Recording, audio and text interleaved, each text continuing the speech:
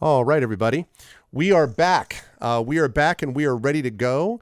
And yes, I am very excited because we have got our crew ready and prepared for the Rick Riordan Presents authors event. So if you have not already done so and you don't know anything about what we're doing, welcome here. This is ArvCon 2022. This is to benefit the Damon Runyon Cancer Research Foundation. And we are very lucky to be able to have a special group of authors and an awesome GM and a good person to bring them through Feast at the Title Keep. This is going to be awesome in chat. You are going to want to be paying attention because there is going to be a kind of audience participation, so you will not want to miss out on this. But you will also want to be doing what we're here for, which is to donate to the Damon Runyon Cancer Research Foundation. Our goal is $4,000. We have already surpassed that. We're at $4477.56. But I do want to say that at $5,000, there is going to be something given to us by the incredible Garlic Tofu. We have another giveaway, a big giveaway coming up at $4,500. The top donator is going to win behind me. The light is fading rapidly, but is going to win that, which is a photo by Rock God, a spectacular photo that is mounted on metal so that literally you just can hang it on the wall. It is a gorgeous piece. If you are the second top donator, you can actually get this. And this is from Prince Justin, who many of you may know. Wonderful reviewer, good guy, and a very good photographer who has produced this. This is also on metal with this little stand. So you will get that shipped to you. You can get a board game pack. You can get a bunch of other stuff. And if you donate even as little as $1, you are entered in a drawing at the end of the event to win an exclusive Aliatera original piece of art for the Aliatera book of Romanian non-binary folktales, published by Athos Arts. That was donated by the artist Matt Spencer and by an anonymous donator. So we've got a lot of stuff that we're going to produce and put out to you folks, but all of this is to benefit the Damon Runyon Cancer Research Foundation. This foundation does incredible work in supporting the work of young researchers, and tomorrow we're going to have an event where the scientists are actually, 3 of those scientists are going to be playing in a game with Mike Underwood as GM. This is a big event for us, and it is a big event to me personally. I lost my mother to breast cancer in 2009. I have had many people affected by, lost pets to it as well, and I know that most of the people watching this will at least know someone, if they are not themselves affected by it personally or with people around them in their family. And it's not just people that we've lost, it's the people that we have with us still because they've survived thanks to the research of this kind that is being done. This is a wonderful charity that does wonderful work, that has produced Nobel Prize winners, and they've partnered with us again this year to make this event a reality. And so we have had so far something on the order of, let me see, 12. I think we're up to like 20 plus hours now of content, and we've got more coming tomorrow, but we've got a lot going on with it, and we would be most grateful if you'd be willing to donate and support it. !donate. Oh, well, then I can use your real name is Drew Zion. I am very happy to do that. Drew Zion, and you should go check out Drew's work because Drew is a really good dude who I have met in person and is a wonderful photographer. So the artist of the prize that I mentioned is Matt Spencer. If you're talking about the piece of art, the original piece of art, that's Matt Spencer, who did the work for Aliatera. So we've got photographers, we've got artists, and we've got all this stuff. And I'm really grateful that everyone's here. Last but not least, and then I will introduce those folks and get the heck out of here so that you can watch the game. But the last thing I'll mention is please spread the word about this event by using the hashtag ArvCon 2022, capital A, RV, capital C, ON, 2022, all one word. And this is really, this hashtag has been tweeted and retweeted, and it really has helped us keep our numbers up the whole time, which has been really special and important and all that kind of good stuff. So I have to go and adjust the Twitch page, I just realized, so I'm going to have to go and do that. But I can do that while the folks are introducing themselves. So please donate, support the event, and thank you all so much for being here. We are really, really grateful to all of you. With that said, I am now going to unmute myself, and I'm going to apologize unreservedly for anyone that I might have inadvertently interrupted while doing so. Then I'm going to unmute them. And last but certainly not least, I'm going to head over to reveal, you are not prepared, revealing, of course, this incredible crew. And you will see that I am not on this page because I've done plenty of my stuff today. I am going to be just running production for this amazing crew of people who are about to play Feast at the Title Keep. And so for more, I'm going to hand things over to very good GM and even better person, Will Sobel, who's going to introduce you to all of this amazingness. And folks, take it away. Greg. Hi, everyone. We're having a spectacular evening, not filled with murder at all. Uh, my name is Will Sobel. I'm a writer and game designer. You can find my name on the newest edition of Betrayal at House on the Hill coming out later this year. Shout out to my partner in chat who helped me work on Betrayal at House on the Hill and also helped me with the world that we're about to play in, which we affectionately refer to as Napkin World. She is in the chat in watching from LA, so everyone give a hello to her. Also, shout out to my daughter who is in the chat, which is a cool thing for her to be cool enough to be using Twitch on her own. So we're gonna play some Dungeons and Dragons, but before we get into the nitty gritty, why don't we go around? I'm gonna go from left to right on the Twitch page, and y'all can introduce a little bit about yourselves and a little bit about your character as well. Carlos, why don't you take it away? I will. First of all, I think chat. At least some of you know me. I play on this channel a lot. I was part of the campaign that just ended on Friday for Esper Genesis, which is a D&D 5e game, but it's set in space, and had a great time. Greg was the DM for that. Really, really, really cool stuff. Thank you so much for having us today. I wanted to say thank you to all the Rick Riordan Presents authors who are so awesomely just here doing incredible things. And Will, thank you so much. DMing is so much work, and you are just here, doing all sorts of incredible work just because you want to see this succeed. So thank you so much. Yeah, and I just donated some money too because I want to be part of the Yay! solution as well. So I hope that encourages many more donations from the chat as well. So yeah, I'm an author. I'm a game designer as well. I wrote the Sal and Gabby series for Rick Riordan Presents. My wife and I are publishing a role playing game pretty soon. We'll see what the publication schedule actually looks like. But some of you have seen it on this channel, Negocios Infernales, and I'm a short story writer too. And so, if you want to see a most recent short story of mine, you can check it out. And it's Rogue Artists, this anthology of all the authors who are going to be at the Origins Game Festival in just a couple of weeks. This is the anthology that they publish every year for the authors who are there to, just give presentations and stuff about writing and stuff. But this one, I'm really pretty proud of. It's my first manifesto. And so, writing fictional manifestos turns out to be terrific fun. So I want to encourage people to take a look and at the anthology, and we have two of our publishers, I think, in the chat as well for Rogue Artists. So thank you folks for your support, and I'll just turn it right on over to Jen. Hi, Jen. Hey, how are you, Carlos? So I guess I either have to thank you or blame you that I am on this tonight because I've never played Dungeons and Dragons, but I'm super excited to be here. Everyone here has said that they will assist me, so hopefully I do not slow things down.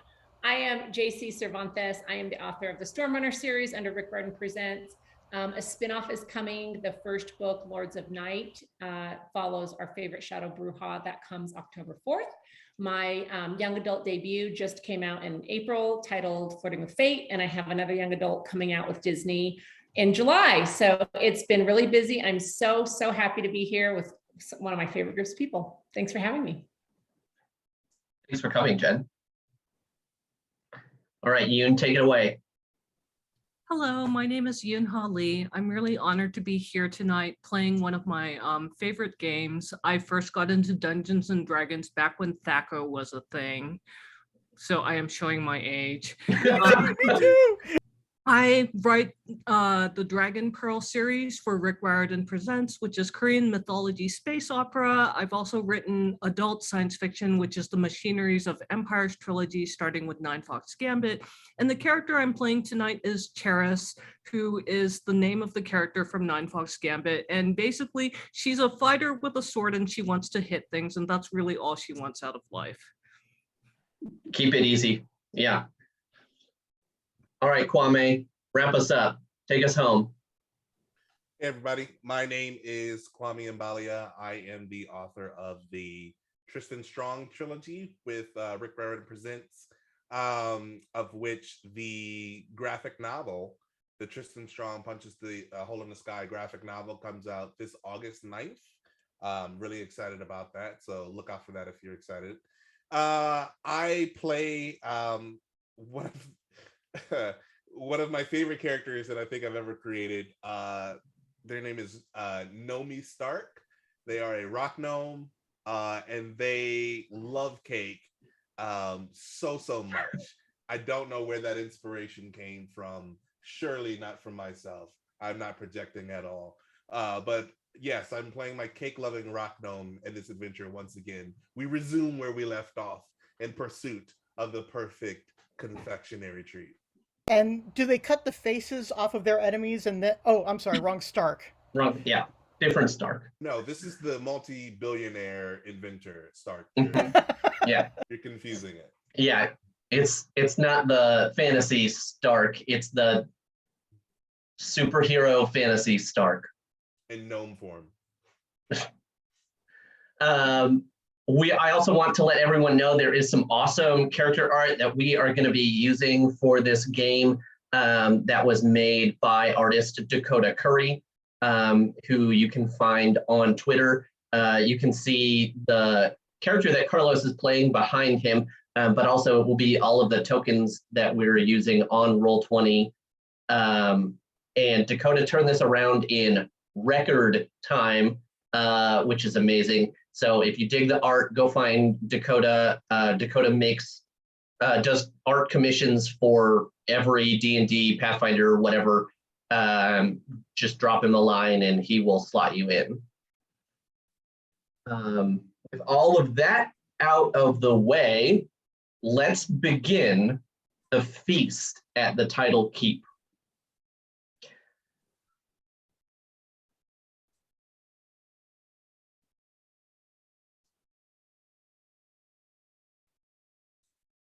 King Ziz and his entourage from his wedding tour sit at the head of a massive table. The tables get smaller and further away the less important the entourage gets. On one side of him, his new king husband, Rodney. On the other side, Lady Thalata, ruler of the Sailor's Teeth, who sits upon the slimy, moss-covered stones forming the Titled Keep. The grounds are massive. The keep itself is a large citadel with a wall running into the Lady's Manor, all opposite a humble chapel. Sailor's Teeth sits atop a cliffside, and the region is littered with small fishing villages that pay tithe to her. The king and his new husband dig into their second dish, stuffing the food from several platters onto the plates in front of them, and making passing conversation with Lady Thalata at the head of the table. Most of the entourage has slowly eaten. Even the stable folks have been served, causing the day's travel to wash off of them all. The lady servers round the head table with a tray of desserts, replenishing the water and mead and ale while laughing at the noble's jokes. You can't see me, can you? All of our humble heroes are seated around various tables in the Great Hall here. Carlos, why don't you tell us what brings you to following King Ziz's entourage? Revenge. I am here because I was platonically enamored of the former queen, and I suspect that King Ziz maybe got her out of the way in a nefarious manner in order to make way for his new paramour. I am disgusted, I am appalled, and I am here to see justice done. My character is named Oatmeal Raisin. I am a humble bard and a Luxodon, and those of you who don't know, I am an elephant person, as you can see from this gorgeous art that I have behind me.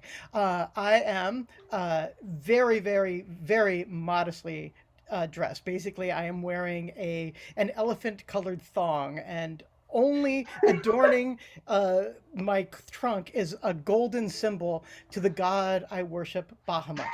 I have I am a holy person. I sing my praises, but I have taken a vow of noise to sing the joyful truth to Bahamut, to everyone that I've met. But I'm not feeling joyful right now because I think the queen was murdered. So I am here looking sly and inconspicuous as only a Lexodon can, waiting for my opportunity to spill truth onto this disgusting proceeding. Okay, that's a lot. Yeah, it is. Yes, that's a We've lot. met, right? We've met. Yeah. Okay. So, oatmeal raisin. After a long day of travel, sitting at the nearest table, getting his fill. Of While oatmeal raisin cookies, by the of way. I'm not oatmeal eating any raisin of the cookies. food. I Right. brought my Yeah. own food. Yeah. Yes, we did discuss that you have infinite oatmeal raisin cookies in a bag of holding or something. A bag of holding only oatmeal raisin cookies. Yes. Um, okay. Constantly looking over your shoulder, maybe at King Ziz and the King husband and Lady Thalata, while stuffing your mouth revengefully. Yes. That's a word now. Yoon, why don't you describe Cheris and the desire to hit things and what has brought Cheris to the trail, the wedding tour? Cheris heard from one of her friends in the Royal Guard that there might be trouble brewing from people who do not approve of the king and his new husband.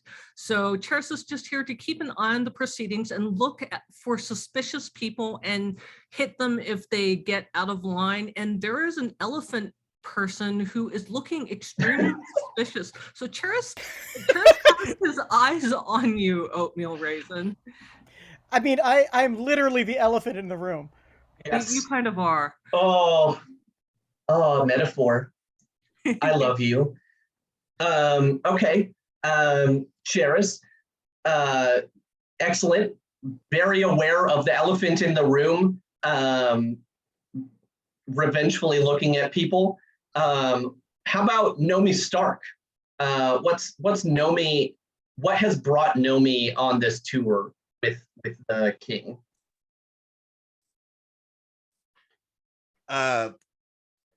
So one thing that I want to say is that Nomi is enamored with cake. Okay, Mm-hmm. Cake.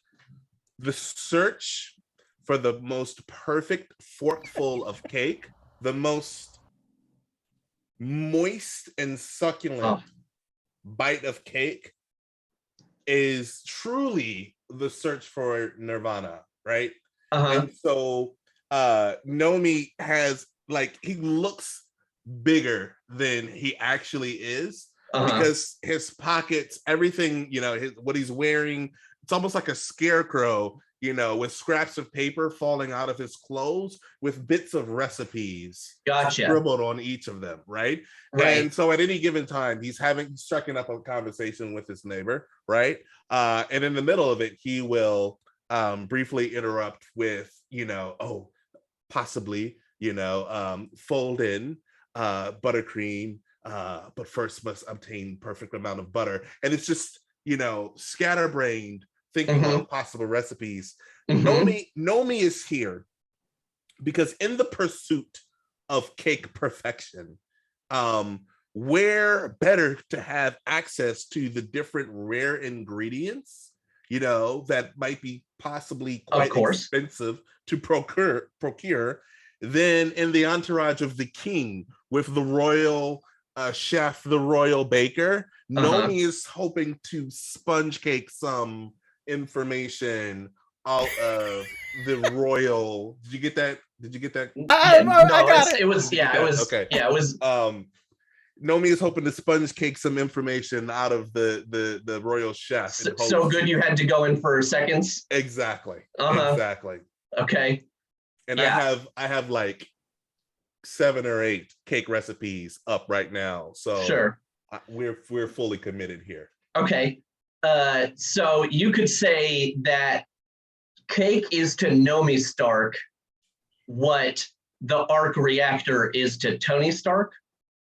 I would hesitate. I would supply that perhaps slightly more important, right? Tony Stark needs the arc reactor to survive, but Nomi Stark needs Cake to truly live, to feel something in this world of pain. Cake makes it bearable. So is it more of a romantic relationship that you have with Cake? Don't read too much into it. Okay. So for those of you new to this group, Nomi Stark is the character that Kwame played in our last game, in which you can find the history of Nomi's relationship with Cake. So as desserts are being served, there is a straggler who comes in to this feast, a dryad with strange mossy coverings over all of her branch-like limbs, and everyone's a little put off.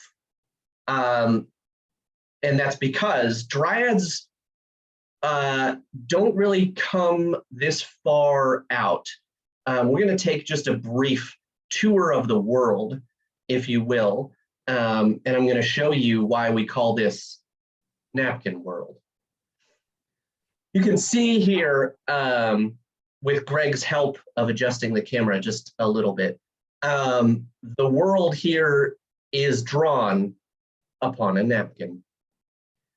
On this napkin, in the southwesterly of the world, are the Sailor's Teeth, which is where this story takes place. And just to the east is a place called the Bog that consumes darkness. Just kind of a strange, dark part of the world. And just to the east of that, a forest called the Trees of Song, where many of the Elven, Dryad, Luxodon peoples come from. So the Sailor's Teeth is quite the journey for someone like Morena. Jen, why don't you tell us about yourself as you walk into the Great Hall and sit to feast with everyone else? So I'm Morena Pino. I really consider myself very deeply a swamp witch. I love the bog. It feeds me in many ways, physically, spiritually, magically. I think that darkness gets an incredibly bad rap, and I am here because I love my Uncle Rodney, who is married to the king.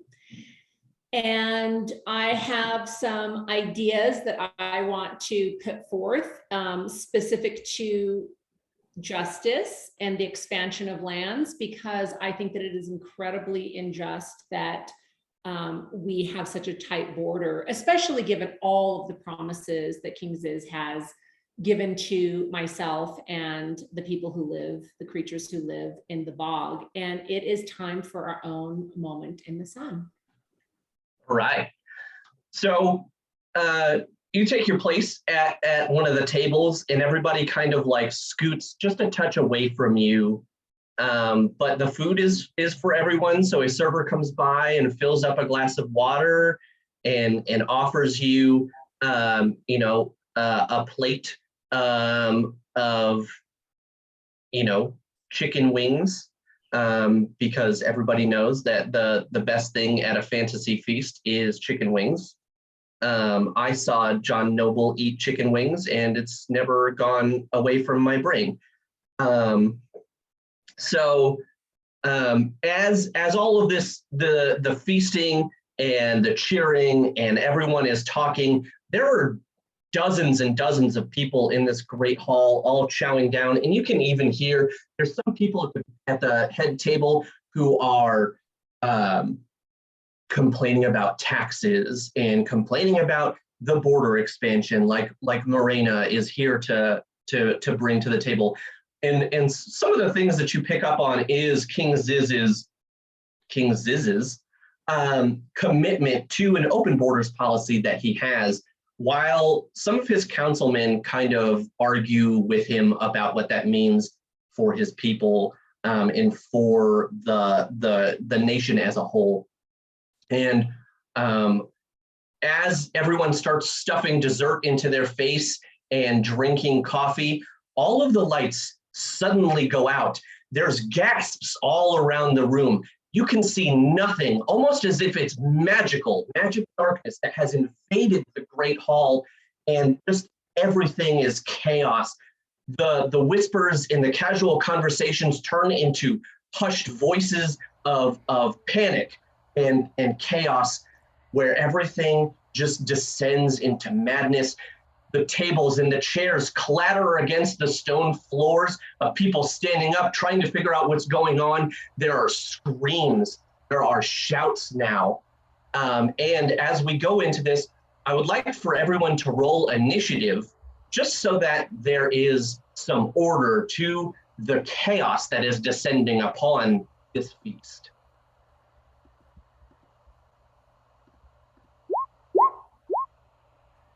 And Will, how do I do that? Morena, you are going to click the button on your character sheet that says initiative. Oh, okay, so I'm gonna go to my character sheet. I rolled a 1. All right. Wait, oh, actually, yeah, what? Oh, no, I didn't. I'm sorry. Okay, I rolled a 21. What am I talking about? that's much better. Jennifer, you did it. Okay. So here, we're going to start with Sheris, who rolled a 19. Oh, I'm sorry. I think I rolled a 21. Oh, yes, you did. And I still had it in my brain that you rolled a 1. Yeah, sorry. No, you're good. My fault. Right, numbers are hard. Take us away, Luxodon friend. So at this point, I think, this is a sign from Bahamut that I have been given in order to preach the truth about the king. So I am going to trumpet for attention, and then I am going to start singing. The king is a fink, the king is a fink, he walks a block in stinky socks, the king is a fink, and I'm just going to be rocking out The King is a Fink in the darkness as loud as my Luxodon voice will let me. Carlos, that's a lot. Hey, we've met, right? We have met. Would you like to roll a performance check for me to see how annoying this actually is? Absolutely. So, oops, I'm sorry, I pressed the wrong character sheet there. Things are taking forever to load. Sorry about this. You're good. Take your time. No worries, just the whole Great Hall in darkness. Normal roll. I think I should get advantage, but you didn't say that. So. I will give you advantage for your commitment to the bit. All right. So the first roll was a 13, and the second roll is 20. All right. Okay. So you, despite not being able to see, despite being surrounded in magical darkness, despite being surrounded by dozens of strangers, you nail this performance. Yeah! You don't miss a beat. It's all on tune. You even you don't know how you can tell, but there are people around you who are even wiggling a little bit with you. I love it. I love it. Yeah. We're going to go to Sheris with a 19. Do I remember which direction the entrance exit to this banquet hall is? Absolutely. Okay, I'm going to head in that direction under the probably erroneous assumption that whoever made this magical darkness appear doesn't want to be trapped in it, and so they're probably outside the darkness. Okay, gotcha. So you're gonna move here to like the entrance of the Great Hall, which leads out to a courtyard where you would have walked in and been welcomed by the king's personal assistant, Sylvie. And when you open this door, to see what's up out here, you notice that this courtyard is also magically darkened. Oh, wow. Okay. Can I yell out the courtyard is dark as well, as intelligence for anyone who's listening? Sure. Yeah, I think that's a great call. And you feel like you are heard. You don't feel like your voice, your shout is impeded for any reason. So, that social interaction is out there. People can hear you. Okay, that's it for me. Okay, cool. Then we are hitting on Mr. Stark. So you mentioned this was magical darkness. As a gnome who has great eyesight in the dark environments, does the magical darkness impact that at all? Yes, yeah, almost completely. Okay. So you can make out a little bit more than everyone else in like vague silhouettes in motion, but not. You're still encumbered pretty hard. Perfect. That's all I need, because prior to the lights going dim, Nomi noticed that on one side, on the table across from him, one of the guests had angel food cake. Okay. Which and so he's like, that is an interesting frosting that they use for angel food cake. Sure. And so he was mid-step towards going over there to ask them if he could possibly, interrogate the cake for a little bit, just to see how it was manifested. Sure. When the lights go off, and someone starts singing. It's pretty catchy. Like, it's a snazzy tune. So where he was, moving over there, now he's kind of, shimmying over to the cake when, the lights are down, the lights go out. And so now Nomi kind of has a choice where he's like, well, I could, just freeze and try to wait to figure out what's going on. Or no one will notice if I take a little forkful of that cake.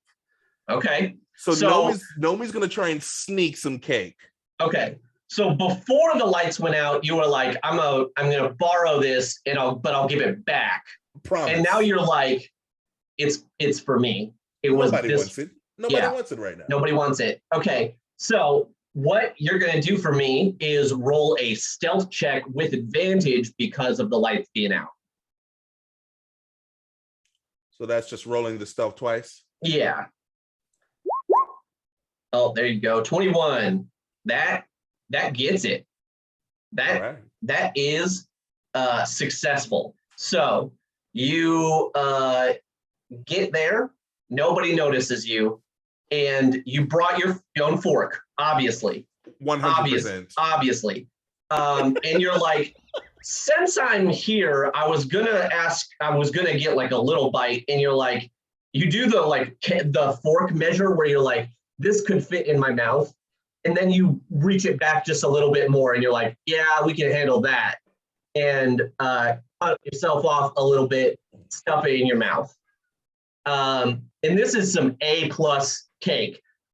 There's some like pomegranate in the frosting, and you're like, whoa, this is for real. Nomi instantly, pomegranate, and just like pulls out like a scrap of paper, and it's still in the darkness, so he's struggling, but he's like, I think that's a P. And then how do you spell pomegranate? And the person who's taking singing is like, who's there? Don't worry about it. Pomegranate. I'll sound it out. Pomegranate. PALM. Granite. GRA. Pomegranate. All right. So while you're stealing your cake, Morena, you've just sat down at the Great Hall, and for some reason, all the lights have gone out. There is chaos. Someone's singing. You heard someone yell, the courtyard is dark, and like there's just chaos. What is Morena gonna do here? So you talked about the bog consuming darkness. Can I consume darkness? You cannot.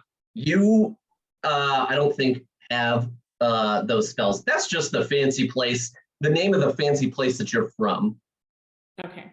Well, I personally think it would have been part of my essence as being connected to the earth, but hey, we're cool.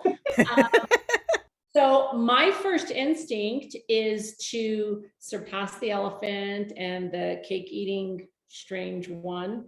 And I am going in search of my uncle because I need him for tonight. Gotcha. Plans, and I need to make sure that he is okay. So I head in the direction of the king and my uncle Rodney. Okay. So making your way, off of your table and through the Great Hall while it's dark, while there's all this chaos, what I want you to do is make a dexterity saving throw to see how well you can navigate all of the obstacles of people that are around. So is that over on the left? I just click dexterity? Yes, just click dexterity. Yeah. How come it's not? It's not working for me. I got you. There we go. Did that get it? Yeah, we got it. Okay. 9. That's not great. So, so I've got a dog to put to bed. So what happens is Morena kind of stands up and walks carefully until you find the rug that you see or that you feel is the center, and you're like, okay, I'm just gonna follow this down towards the big table where my uncle was, which is not a big deal, until you hear someone is just kind of shimmying to the song about the king being a fake, and whatever kind of person this is, they're not the same height as you. They're kind of on the floor, just kind of snapping along and shimmying until you feel them almost grab onto you like you're gonna do a quick waltz with this person and just burn with Nomi as he proceeds his way to Cake, but you have no idea who this is, and instead you get kind of turned around through this one dance move that you've done very poorly, and walk almost to the side off of the rug, and that's when the lights click back on. And I say click maybe they're electrical and it's somebody just flipping a switch, and we're not going to think about that part too hard because it's fantasy, but they do click back on, and all of a sudden there's this shriek of terror that ripples through the Great Hall, and people start screaming, just blood-curdling, fear-filled cries. The king is dead! The king is dead! And there at the table, at the head of the table, you see King Ziz, and his crown has tumbled off of his head onto the table. His face has planted into the side of just the chocolatiest piece of cake you have ever seen in your life. And his fork has clattered to the ground next to him with just a single piece of chocolate cake, half eaten. And everyone is just so alarmed And just for one moment, everybody is chaotic. There's so much sound. Welcome, because this is not the feast at the Title Keep. Greg, scroll the thing up. Greg, it's the death at the Title Keep.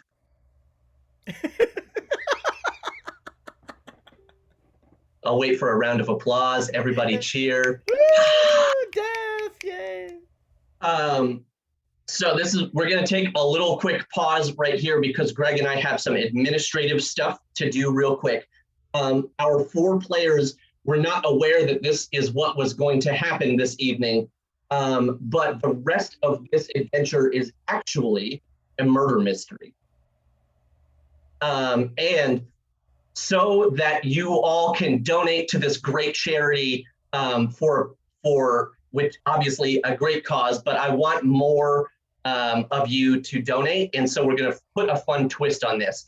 And so when you donate, when you use the exclamation mark donate action in the chat, you can actually guess who the murderer is going to be.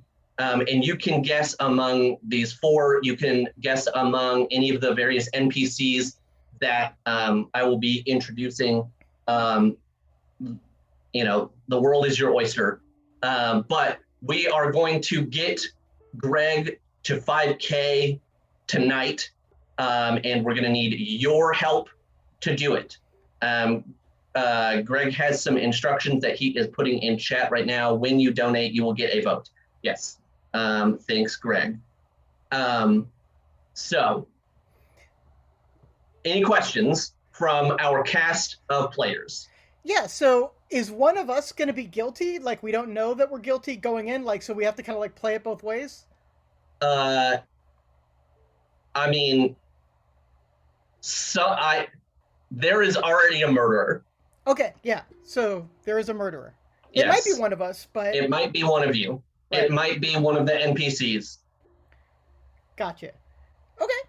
Okay, so let's go back to the manor where the death occurred. So everyone is hectic and crazy, and there are people crying all over the place because King Ziz has died. And immediately the Lady Thalata, she stands up, kicks her chair back, and says, "Lock down the grounds. No one in or out until we figure out who has done this atrocity."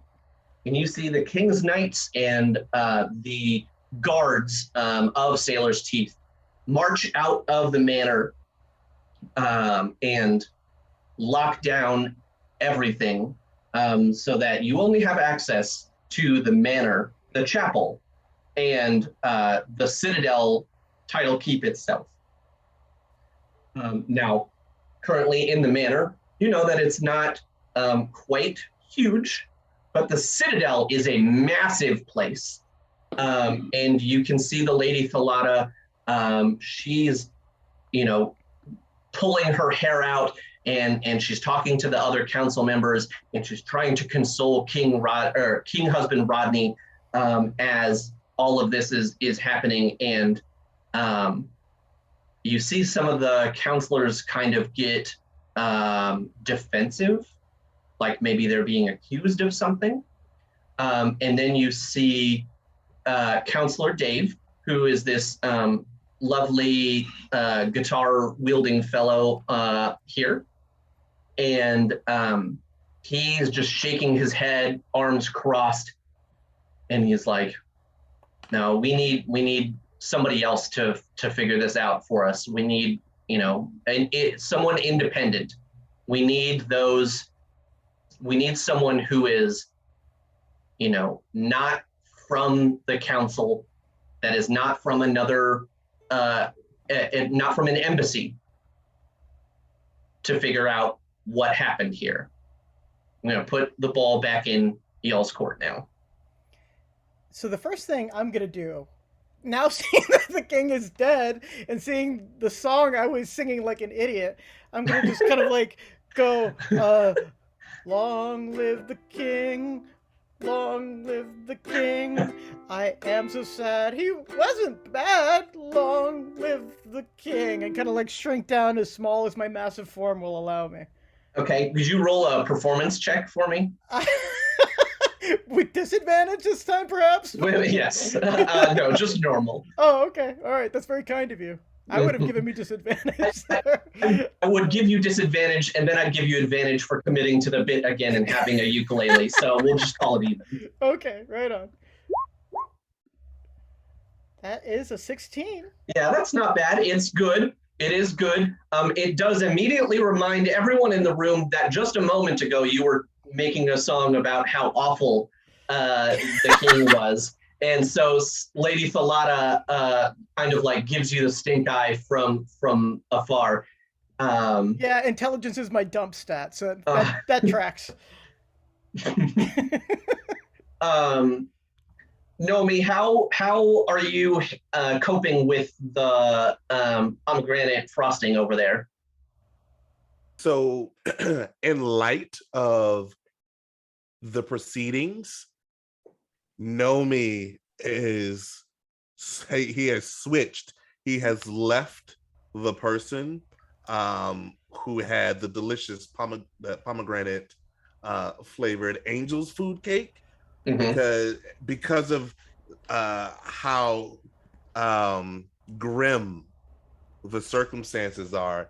He has kind of like settled over to a guest who has devil's food cake. And together they are commiserating, because that seems more appropriate, right? Through cake, we validate emotions. And so with the devil's food cake, he feels like that's a better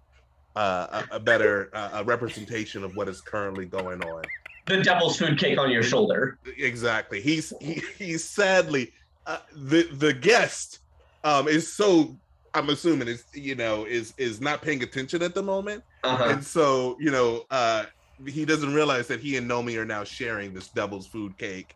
And Nomi has a small tear that is creeping down the side of his cheek as he eats this delicious, and yet very somber devil's food cake. Okay. All right. Cheris, hopefully you're doing something a little bit more productive than the two of them. This is kind of forward, but I was tasked with making sure nothing goes wrong, and something has gone wrong. And I want to go up to the king and find out if there's a physician or if anyone has established the cause of death. Like, was the cake poisonous? Is there a dagger sticking out of his back? Is his throat cut? Like, what killed him? Okay. Did we settle on who it was that hired you to do that? What is it? The Lady Thalata? I think so. Okay, so you approach the table, and Lady Thalata, greets you. Is very obviously distraught in her words, but not distraught in a like, oh my God, this guy has died way, but more of a like very stressed out, I can't believe the king died at my house kind of way. And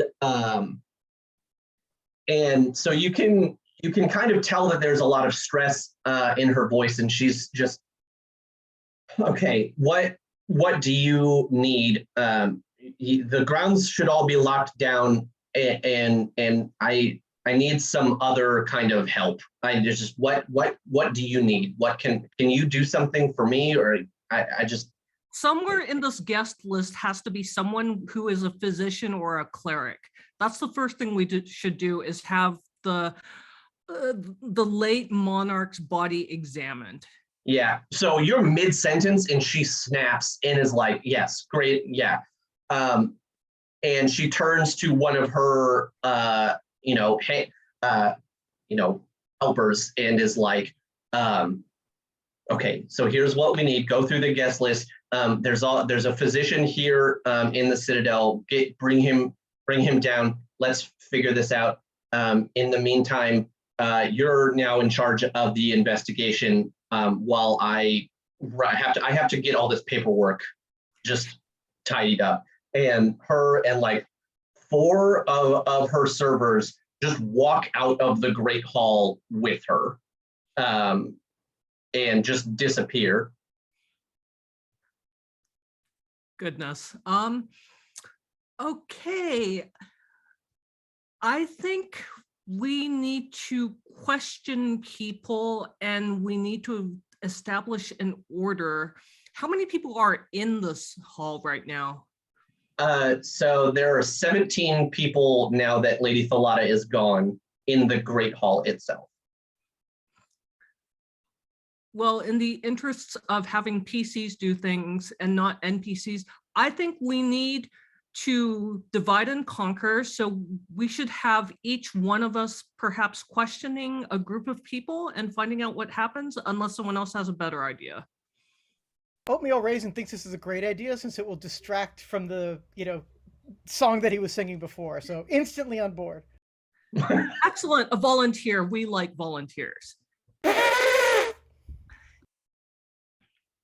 So as you're conspiring to divide and conquer, Counselor Dave is just like kicking his feet up on the table and like, throwing his hands behind his head, and he's like, ha, good luck.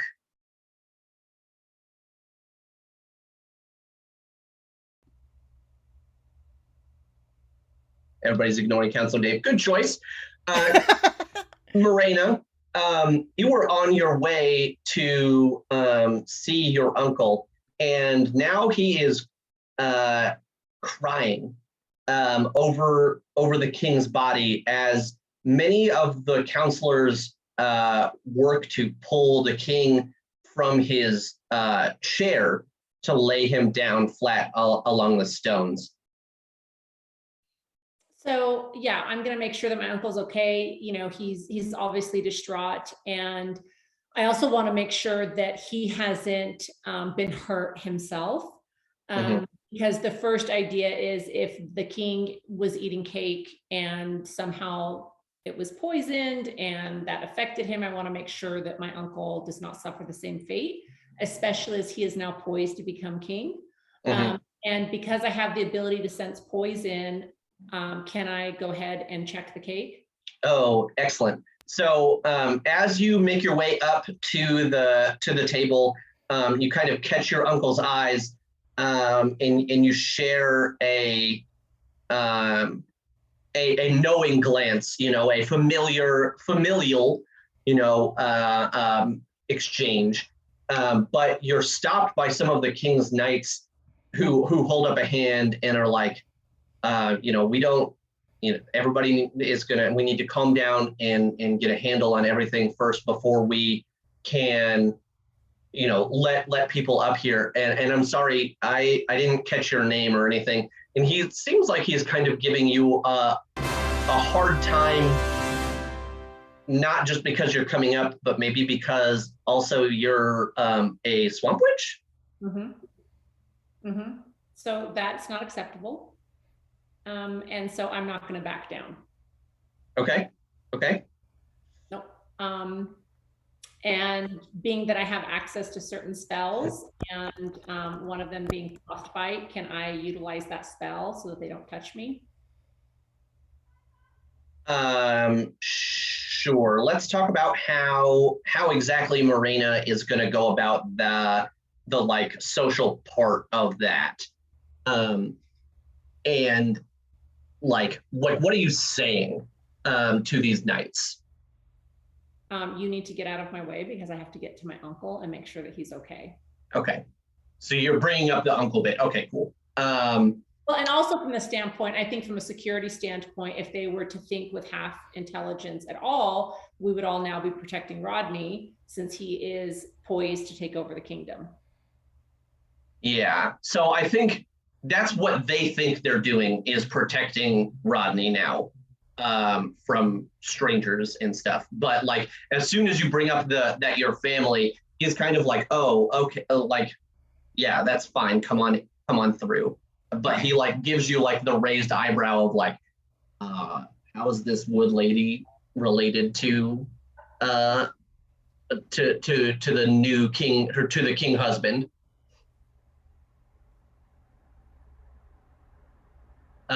So you walk past all these guards, you walk past this massive table with this huge feast, and you know, Rodney is standing over the corpse of the king as you approach. And how do you handle that from there?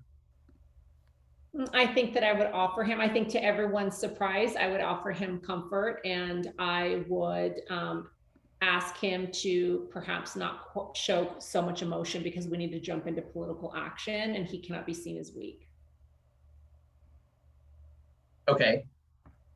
All right. So, you know, Rodney sees you approach and he looks up at you like, you know, light tears in his eyes, grief stricken, and he's got his hands open and he's just kind of like shaking his head. Oh, Morena, you've come so far. Thank you.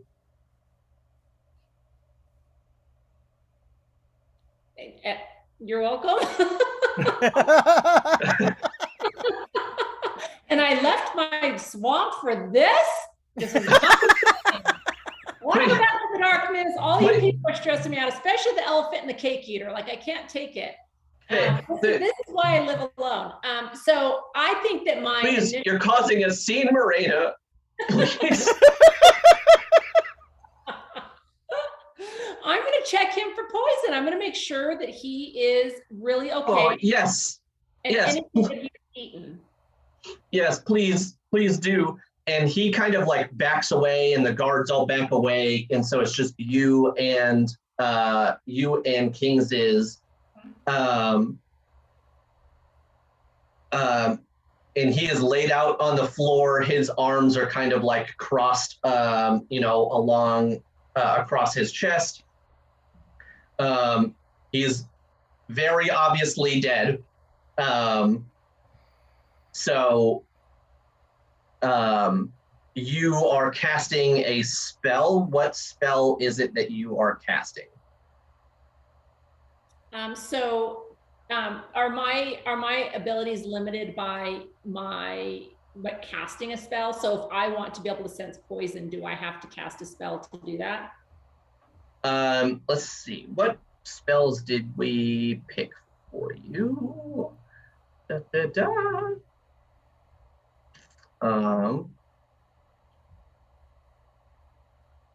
Excuse us for this brief technical interruption.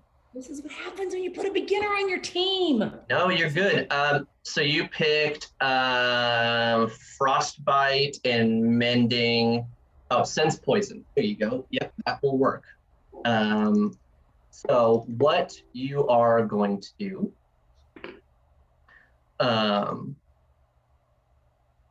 is you just sense poison within 30 feet of you. Good. That's it. So what I need you to do is just roll for. Nope, you don't need to roll. You're good. Okay. So yes, there was poison. Is it only on the cake, or is it anywhere else? It is just on the fork. Oh.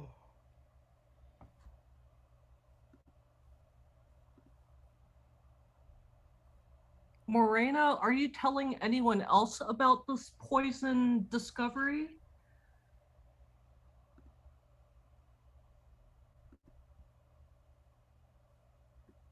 I don't think so. Not right now. I don't want to cause chaos, and I think that it's important for the council to get together and discuss how we want to share that information. Gotcha.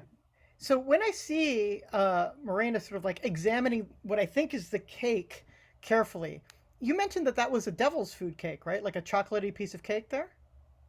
So Kwame is currently eating his feelings with the devil's food cake. The cake that is in front of the king is chocolatey, yes, but not necessarily devil's food cake. All right. And Morena, the poison detected was on the very specific piece of cake on the fork. Right. I don't know that information though. I Right. just see a chocolate cake, like 50 feet in the distance, and then I see Nomi eating a dark piece of cake. I am going to attack the cake to try to save his life. Okay. Oatmeal Raisin and Nomi are going to do an opposing test of strength and dexterity, because I'm assuming that Nomi wants to save his cake. Wait a minute.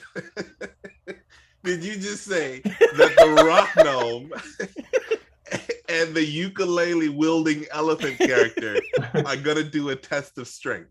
No, he's going to do strength and you're going to do dexterity. Okay. All right. I don't know how that's going to be much better, but it's not. Yeah, this is going to be a crappy roll for me too, so it's just a straight roll for me.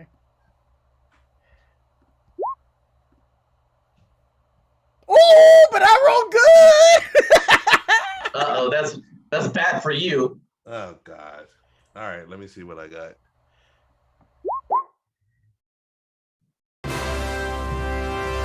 Oh, you even rolled that at advantage. Yeah, we will fix that real quick. We're gonna take that 14 now. What did you get? I got a 19. Okay.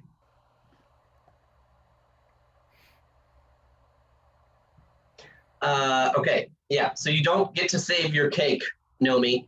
All of a sudden, the elephant man tears across the room as fast as he can, ukulele in hand, and then his trunk just busts out and slaps the devil's food cake straight off of the table onto the ground and just breaks off a corner of the table in the process.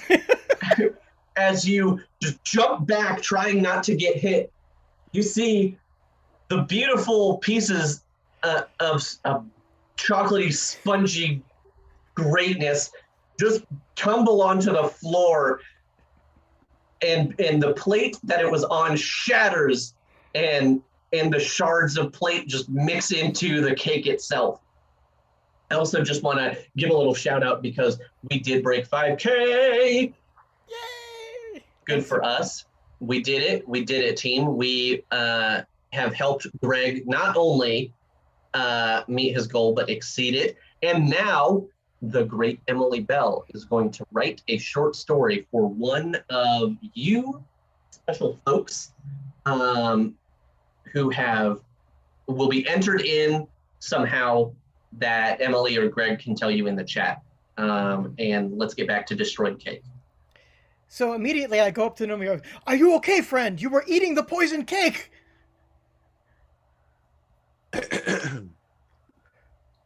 When I was 7 years old,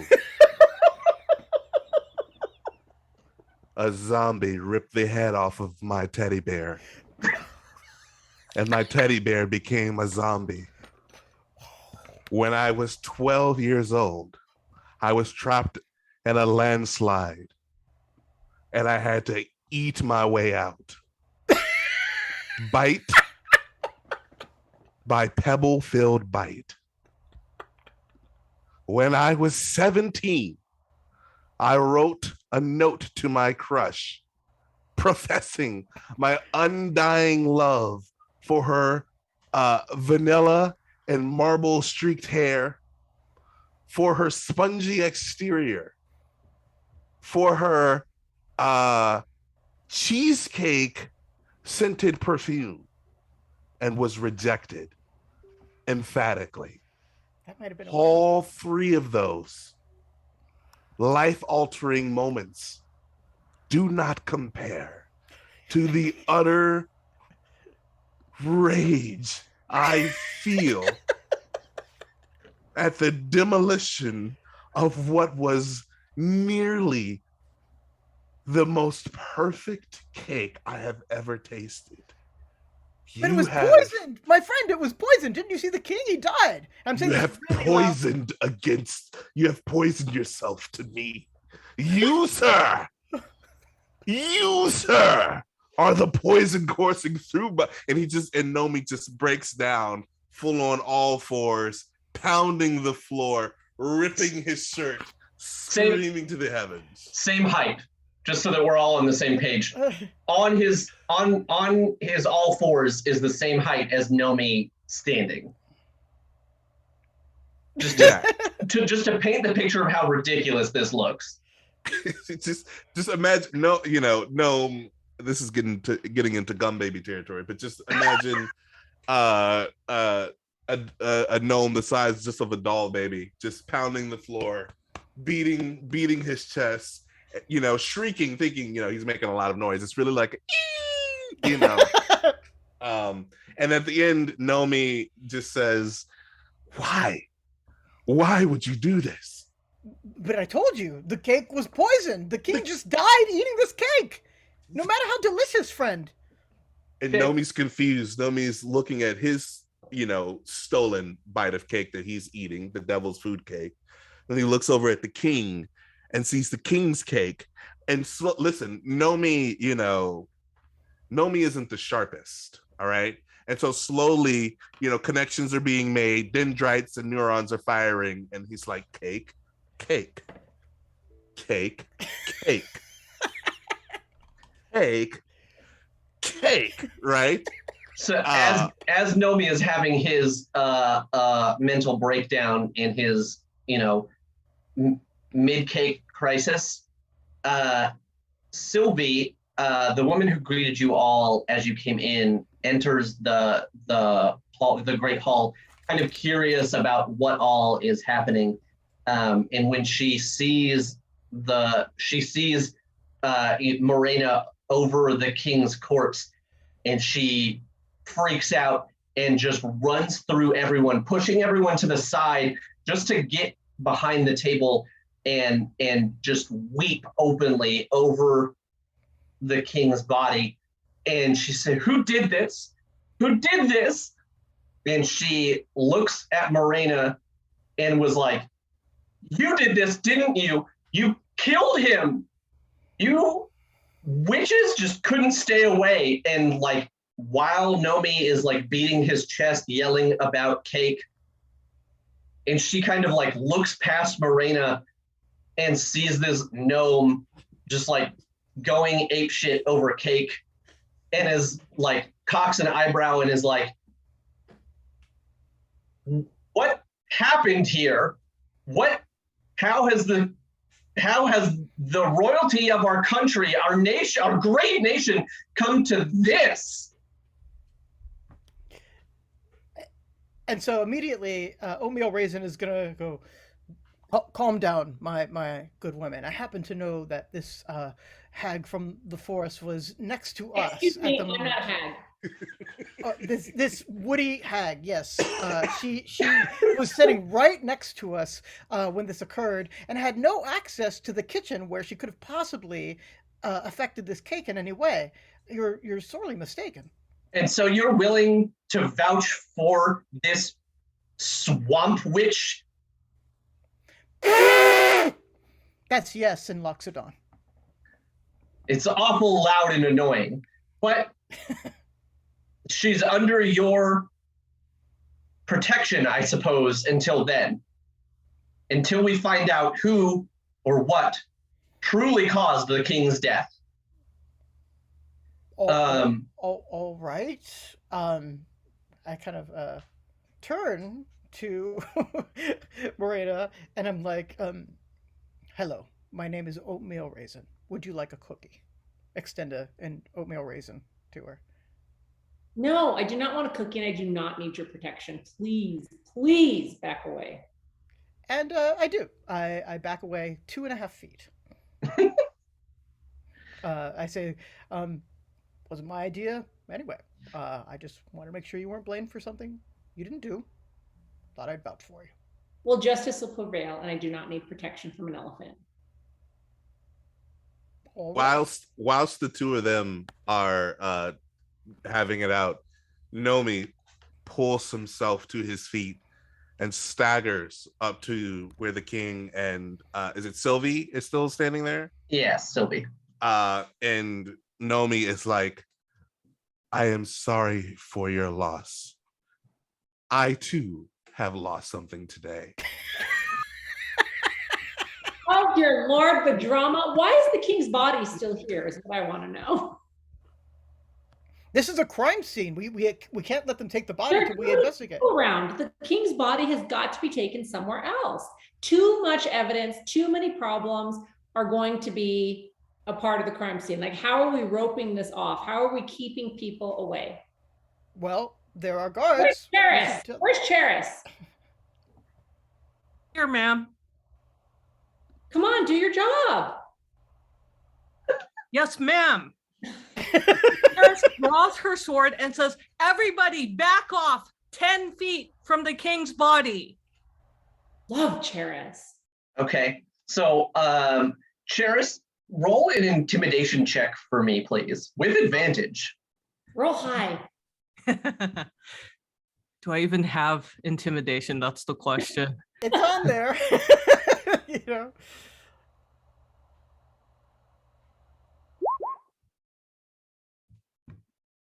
Okay, 12 is not great. So most of the guards are like, oh yeah, Cheris is in charge, and so they like back away. The king's knights back away from him because they're just like, I guess you're in charge now, because Lady Thalata said that you were, and like they kind of all back away, and King Rodney kind of like is like, yeah, you're right, we need to figure out you, and he kind of like points in everyone's general direction. You figure out who did this, and I will make sure that your names are sung by the nation and everyone from here on out. Just find the name of my husband's killer. And he takes Sylvie, and like they kind of like shuffle off to through one of the doors towards another part of the manor. And That was Rodney and Sylvie who left together? yes, but before they leave, Sylvie kind of like takes a piece of parchment and hands it to Cheris. And is like, this should get you into any part of the title keep that you wish to survey. Excellent. Who wants to come with me to the kitchens? Ah, my friend's gnome, you must be an expert in all matters culinary. You would recognize if something is amiss in a kitchen. Will you come with me in this investigation? Nomi glances at Oatmeal Raisin as if to say, this is how it's done. And pieces together the tattered, shredded shirt that he ripped, which... kind of like knots it together a little bit and, swoops his hair. Sort of like Marianne from Gilligan's Island. You get that? Exactly. And it's like, after you, and follows and heads to the kitchen. Nomi will not pass up this opportunity to inspect a royal kitchen. All right, but before, I'm sorry, Cheris, forgive me if I'm not saying that right. Cheris leaves, a trunk moves, kind of slithers over to their ears so that they can whisper quietly into it. And Oatmeal Raisin whispers, Counselor Dave seems awfully suspicious to me. I think we should not let that one out of our sight. And I make Luxodon eyebrows. Could you loom over him? And maybe Counselor Dave needs someone to distract him with musical undertakings. Is that something you could do? I salute with my trunk and immediately do a 180 and head over to Counselor Dave. Okay. We're going to interrogate Counselor Dave? Yeah, interrogate, intimidate, and delight with dulcet tones. Okay. So he's kind of like still very... feet propped up, hands behind his head, kind of like just chilling. And he like doesn't even notice that you're coming. up to him. He's got his eyes closed and he's like strumming like Green Day on his guitar. Oh, so he's a douche. Got it. Okay. Glad that came across as perfectly as I intended. So he's just strumming away. Mhm. I immediately start strumming "Time of Your Life" right along with him because every bard in the realm knows "Time of Your Life." You know, it's a required part of the songbook there. So you know, basically like playing right along with him. Okay. See if he Uh, notices that. yeah, gnarly riffs there, bro. Yeah. Well, we musicians have to stick together, especially in these times of trouble. This is quite a conundrum we've caught ourselves in, huh? Yeah, for sure. Yeah, it's a tragedy, right? Yeah, Yeah, it's yeah, a it's tragedy. super tragic. Yeah, and I'm kind Yeah. of like getting like into my musician mode now, where you know you speak in monosyllables and kind of look off and every thought has to do with Stairway to Heaven. So kind of like leaning back and I say like yeah, man. Were you invited here to perform? Oh no. See, I'm one of the counselors from the Citadel, right? And so I guess I kind of work for the king. Like when he tells us to do stuff and we have to vote on it, it's like pretty droll, right? Oh yeah. So since I have a lot of experience with the Citadel, is he someone I recognize from my time there? No, he's definitely a younger counselor fella. Oh yeah, so I spent a lot of my time in the Citadel. Yeah, good No times. way, man. No way. I That's did. to who you like are you cop man? Because you gotta tell me if you're here with the cops. Oh God, I'm not actually even sure what a cop is. No. Like the knights, like the guards, man. Oh Like no, I'm. Do you think a bard could play "Time of Your Life" like this? And I really get super fancy with my fingering there. right, dope, bro, dope. Cops can't do So that. yeah, yeah, you're right. So So what do yeah, you yeah, what are you here for, man? What's up? Just want a jam yeah. session? I thought I saw a fellow bard playing some cool riffs and thought I would hang out with you and see how we could get out of here. Right? We got to get out of here. He does one of those like non-ironic like surfer. He's like far out, man, far out. Let's yeah, Yeah, that's I want to. Am I getting any vibes from him that he's hiding something, or is he just like a stoner? uh you give the vibes that if he's hiding something he doesn't know it. Interesting. So that's actually a profound statement. I don't know I'm hiding something, yet I am. Uh, so all right. So are my suspicions dropping? Is that what you're sort of telling me? Yeah, Okay. he's Um, definitely more in the stoner vibe than the hiding something vibe. all right. So I will say like we'll just sort of like riff out at the end of the song, and I'll be like, all right, yeah. So like we gotta get out of here, but I'll see if I can like find out more of what's going on to help us all get out of here fast. All right. Sure, man. I mean, I guess I don't care a whole lot. Just really happy that he's gone, if you know what I mean. Oh yeah, of course I know what you mean. What do you mean? You know what I mean. Do I know what he means? No. I have no idea what you mean, man. Oh, like, he's kind of stuck up, kind of, Oh, like just what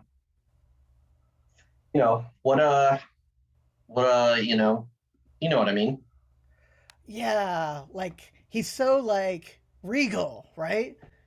Those regal Yeah, guys, they think they're so yeah, like above everybody else, right? yeah, I hate it. Yeah, it's just Yeah. so much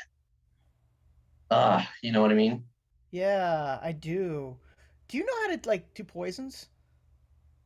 I mean, that's like, I guess like my sister was pretty good into poisoning stuff, right? Oh, Like she did that for a while. I think she's a bartender now though. I don't know.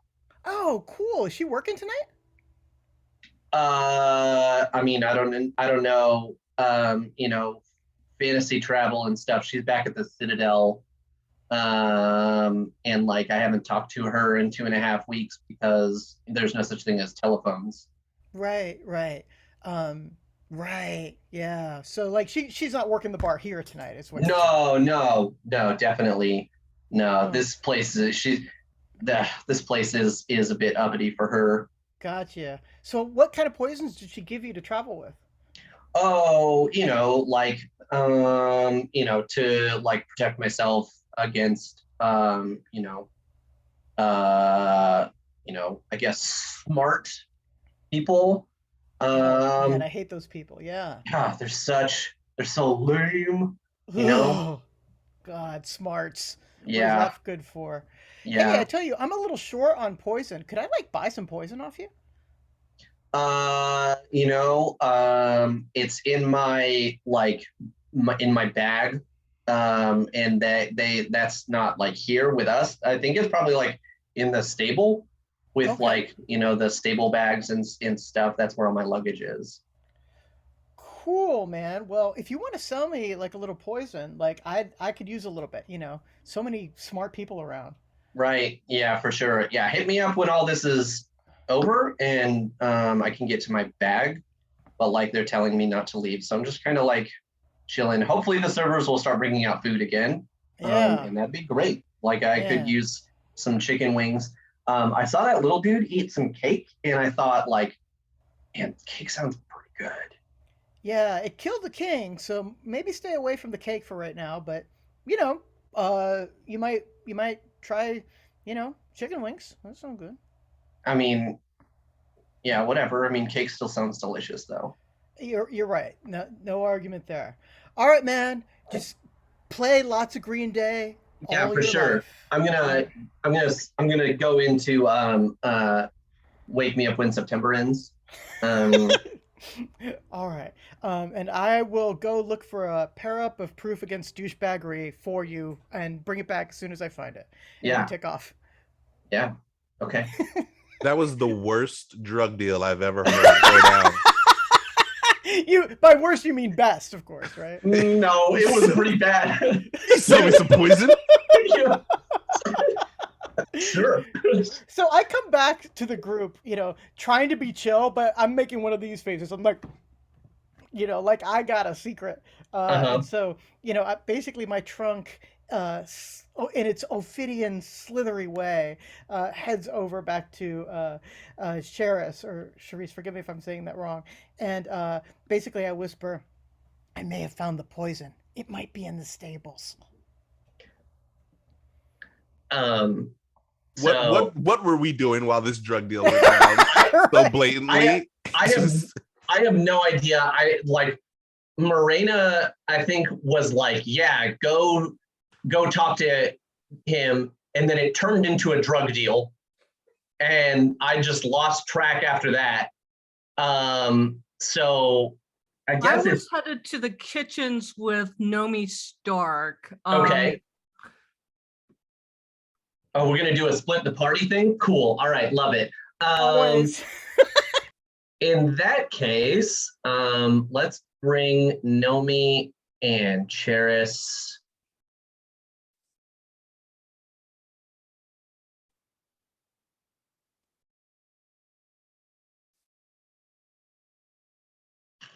Here.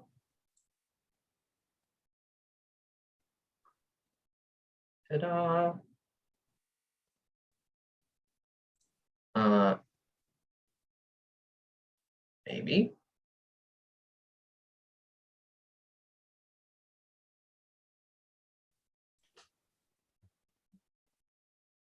All right. Little technical difficulties, but we figured it out. Okay. So this is the kitchen. As you enter Paris, so you're in the Citadel now rather than the Manor, because things are cooked here and brought to the Manor for Lady Thalata to eat,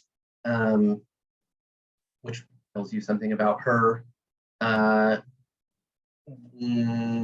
perception of the people who work for her. But you come in, everything's just kind of chill. It feels a lot like none of the chefs or servers know what happened. And so like they're all washing dishes, putting the ingredients away, all of that kind of stuff. They're just going about their chores.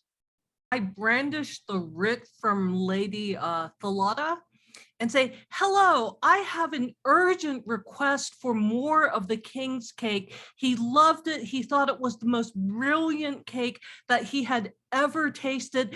And we desperately need to talk to whichever pastry chef was in charge of making that cake today. So one of the sous chefs, who is a gargoyle of all things, stomps forward from the kitchen and adjusts his spectacles and leans over and doesn't take the writ but just looks at it and is like, that is very odd, because the king's cake was brought with his entourage. It was not baked in our kitchen. Interesting. Do you know who was in charge of the entourage? Because we really need a second cake. And I have even brought an expert on all matters cake, the illustrious Nomi Stark. Surely you've heard of them, in order to, replicate this cake wonder. And while as is it Cheris or Charis? Cheris. As Cheris says that, Nomi rolls up the little remains of his sleeves, because I think Nomi is under the impression that this is kind of a good cop, bad cop situation. Nomi's going to be the bad cop, so he's just got his arms folded here. And as Cheris finishes, he's like, "Listen here. Did we get it? Did we get the gargoyle's name?" No. Listen here. From Stony to Stony. Let's be honest here. All right. Where did you go? You went to the Cerulean Academy for baking, Royal Baking? Yeah. No, it was Ivy League Tech, Ivy League Sponge Tech. Oh, Sponge Tech. Yeah, you love that. Applied there. Didn't get in. Oh, yeah. Great place. Rejected 3 times. Actually sent in my resume in the form of fondant, but they didn't like it. Sending fondant is not going to work out for you. So come here, and he curls a claw and leads you to one of the massive counters built into the wall, where he has this huge cake in the shape of the king's crown. And here, try some of this. And he gets a bowl that has the buttermilk icing, right? The capital T. And he's like, try this. And so Nomi, in the tradition of his people, rolls up his pants legs as someone who's about to stomp grapes at a winery might do. Uh-huh. And climbs inside of the bowl, sits down in it as if it's a hot tub, and then slowly submerges himself into the icing, and you just see bubbles kind of pop up, and then he reemerges, Wait, and bubbles wipes. popped up? Yeah, because He's got to breathe.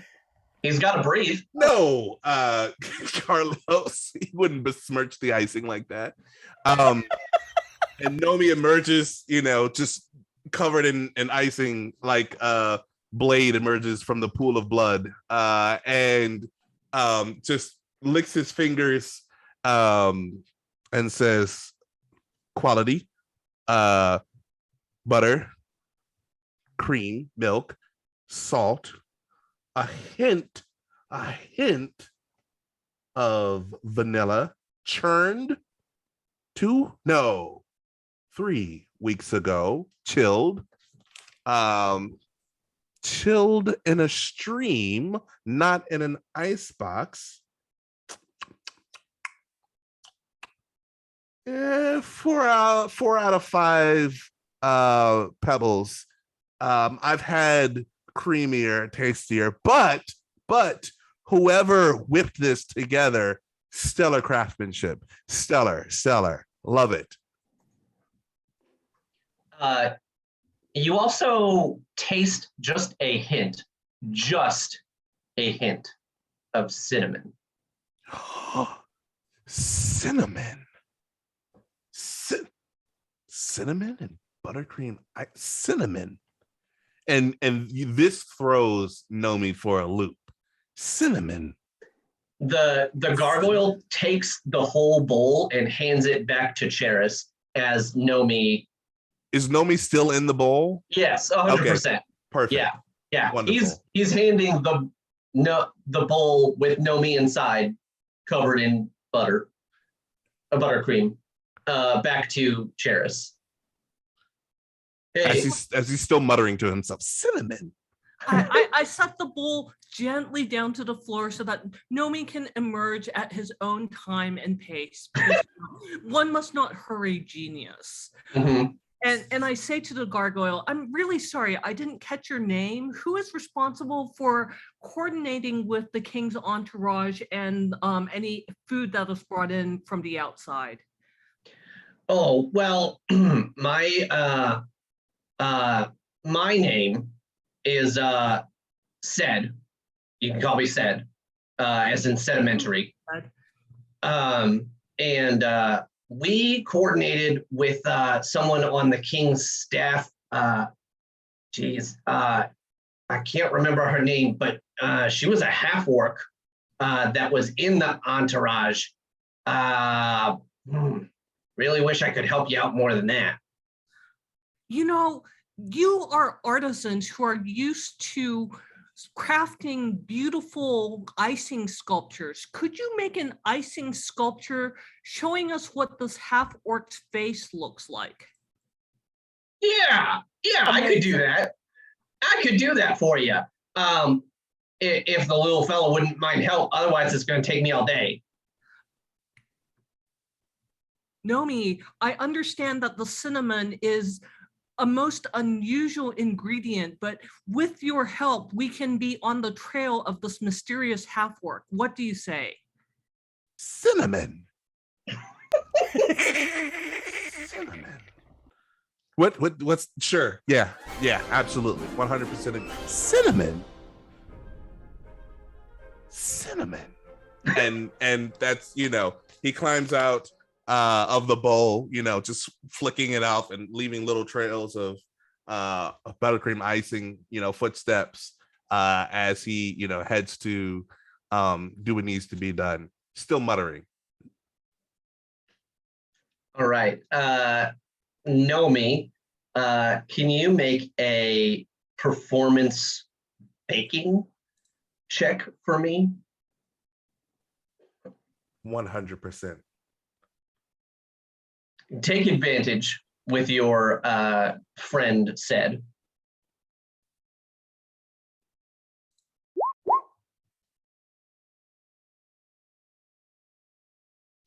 Oh, 19. That's pretty good. Do I roll it again? Yeah, go ahead and roll it again. All right, we're taking that 19. So it takes you like 20-ish minutes to get all the buttercream, and he makes he gets really, really detailed on the different shades of green to use for the half-orc skin, and like to the point that like there's 3 dimensions to it. Like you can see the shadow under her chin and everything. But you make a like stellar portrait of this woman's face. And one of the other chefs walks by as you're finishing it off, and he goes, "Oh, you making a portrait of Brittany? You fancy Brittany?" We're definitely interested in Brittany in certain very, very platonic ways. Do you know where we can find her? I don't know that there's anything platonic about interrogating someone. The other chef is like, "Oh yeah, she's probably out in the stables because she's the king's stable hand. She's in charge of all the horses and the caravans and wagons for his tour. So I bet we can find her there." Thank you. I really appreciate the information. I guess we should go out and pass on this information before platonically talking to Brittany at the stables.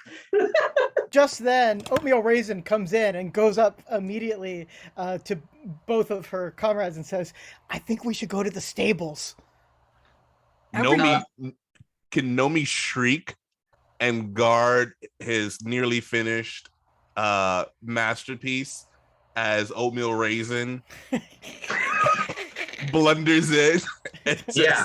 Nomi is just full on panic guarding, shielding it from Oatmeal Raisin. Okay. just a high pitch, as he guards his masterpiece. Can we check to see if I'm intimidated by that and lash out accidentally by the scream? I swear. That sounds so awful, but yeah, let's do it.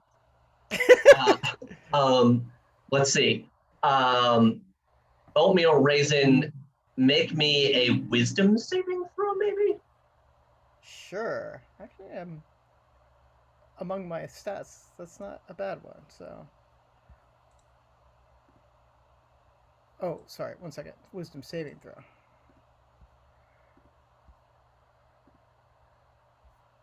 Did it roll? I don't see anything. Try that again. Oh, there we go. 14. Yeah, I feel like that's enough. It's not like seeing a mouse run through the kitchen. It's someone you're familiar with. So you don't lash out. You do see him and like take a startled step back. I do. I take a startled step back and then immediately take 2 unstartled steps forward and say, "We should go to the stables." I fill Oatmeal Raisin in on our discovery about Brittany and the food and the portrait. Okay. And But not being it the sounds brightest. like- Oh, yeah. Sorry. go Yes, ahead. it sounds like we should investigate the stables next and maybe check in with King husband Rodney and his relative Morena to see if they've discovered anything. Yeah, so as you guys are collaborating together, filling each other in, let's talk about Morena and what Morena is doing during this cake painting investigation. Well, I followed my uncle to make sure that he is treated properly. And so I'm with him and Sylvie, is that her name? Sylvie, yeah, okay. And I presume that the king's body has been removed from the hall. Sure has not. Rodney is distraught, and my uncle wants the body with him, and he wants it removed from public consumption. And so the body is brought with Morena and Rodney and to a private place where he can grieve appropriately. Okay. So This is Lady Thalada's bedroom, attached here to the Great Hall. If you can see, did I change the thing? Is there a window, Will? Yeah, you should be able to see it. Oh, is there a window? Yes. I don't see Greg, it. do scrolling. Greg, do scrolling.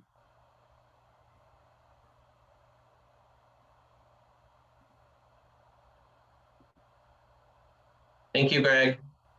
Thank you, disembodied voice of Greg. So this is back in the manor. And so we have brought King Ziz to this bed. He's resting, or he's dying, dead. He's dead on the bed.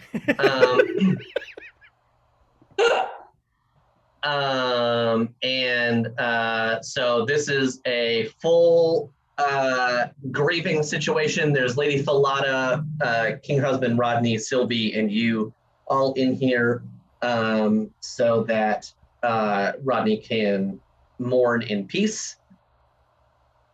Mhm.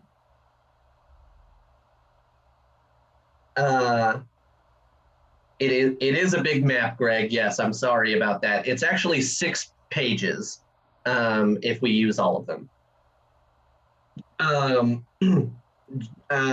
So how does Morena deal with this Sylvie situation? She's being a little, she's being maybe controlling of the situation, as she was King Ziz's assistant, personal assistant.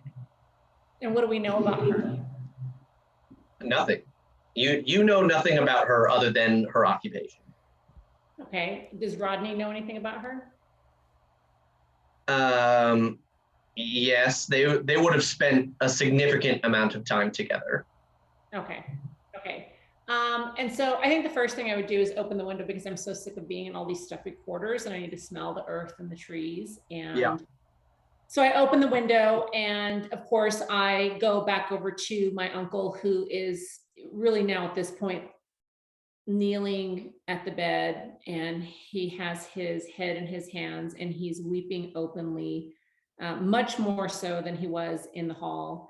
And I look to Sylvie and I ask her if we can please have a private family moment.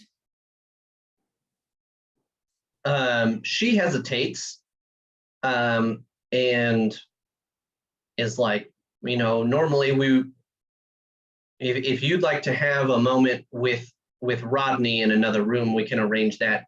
But I don't believe that it would be good for our investigation to leave the king's body without guards or his knights, his personal knights attending. Okay, so I think that would be fine. His knights can stand outside, and Rodney, gives me a knowing look, and he really, really needs to speak to the king's dead body and his ghost and get out all of his grieving, and he doesn't want to do that in front of anyone who's not family. So the knights are welcome to be posted outside, along with Sylvie. I don't. She's a little put off at your forwardness. Why don't you roll a persuasion check for me?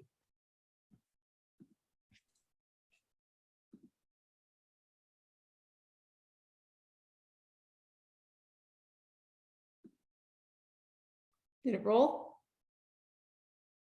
I don't see anything. I don't know why it does not like me. Huh. I'm clicking it. There we go. You got a 5. Oh, that's pretty bad. Pretty bad. I feel like a little bit like I don't know, the dark horse here. I think that you are the wizard, Will, and you are like manipulating things here. Okay, not stage, Jesus. Not no, but So Sylvie like shakes her head and is like, here's what we can do. This room is fairly large. We can let you and Rodney have a moment to yourselves, and I'll put the guards, next to these bookcases, on the other side of the room, and you can have a few moments by yourself, just with us also. Okay, and I think that it's important to convey that this has been a stressful night for everyone, and that my uncle has given me the authority to be his assistant as we make transition of power. And so I can do all of the speaking right now for Rodney as he composes himself. Sylvie gets really startled as you start talking about transition of power. She's like, he's not even been dead an hour. And she gets very flustered, and she's like, excuse me, and she puts up her hands and walks into the next room. Take your moment, but then please just let us grieve. And she and Lady Thalata both walk into the next room, leaving a few of the guards behind, in like spaced out around the room away from you and Rodney. Okay, so I think that this has been, like I said, a really stressful evening, very unexpected for me. My bark-like skin is drying out, and I'm feeling a little bit ventilating. I really need a bigger window than what has been given to me, but I do have a view of the stables, and I am happy to completely inhale all of the earthy scents that are outside. And I really need to have a cup of bark tea at this moment so that I can compose myself as well. Okay. So we're going to do a fade to black moment on your scene with Rodney and the king while you make yourself some bark tea and drink it. And you have your moment while everyone else is doing their cake eating. And after you have drank your tea and had your, secret private family moment with Rodney, you notice out the window that the three of them are going to the stables, and you can see them out the window, scurrying almost excitedly. And one of them is covered in cream, and the other one, one of them is covered in cream, and the other two have drippings of cake on them somehow.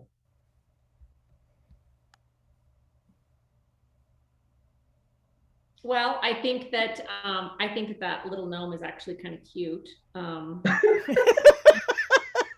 Unusual for me, because I guess I can't call myself a misanthrope, because these are not just people, but they are creatures. But I find him a little bit adorable, and he smells awfully sweet, even from the window. But I'm very curious as to, I'm not sure that I trust Cheris. She seems a little bit bumfuzzled, and I would like to have a better handle on who assassinated the king, given my uncle's role and his new position of power. Okay. So Nomi's ears are burning. Nomi's ears are burning. It might be residual buttercream icing in the ear canal, but either way, he's getting a feeling. Okay. I have a quick question, Will. So I don't know how close I am to the stables, but is there a way for me to eavesdrop or to use my ability to speak with animals to overhear what this group is talking about? As you make your way out, you definitely find a spot that you could eavesdrop on between the manor's bedroom and the stables. Okay, so I'm gonna shimmy out the window down a tree and the yard, and I'm going to eavesdrop, and what I can't hear, I'm gonna rely on the horses and any other animals that are nearby. Okay. Creepy ass swamp witch shimmying down trees.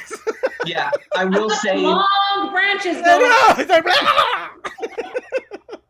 as we were making this character, I found a cool thing about dryads that I did not realize beforehand. But she doesn't need to shimmy because, as a movement, dryads can become part of other trees, Oh, Ooh. yes! Okay, that's what I'm gonna which do. is buck wild. So yes, you definitely can do that, and it's definitely pretty easy for you. So we're going to move maps again. Greg, I'm sorry, in advance.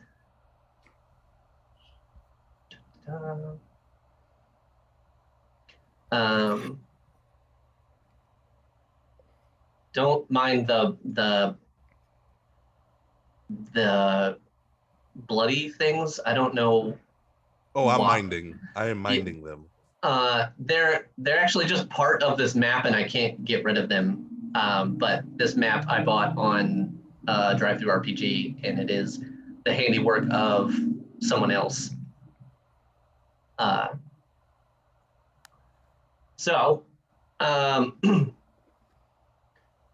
here is the stables, and here are our three noble investigators and our swamp witch down here in the corner, who is very not obviously eavesdropping. Imagine there are horses in this spot, but I'm not going to put them there.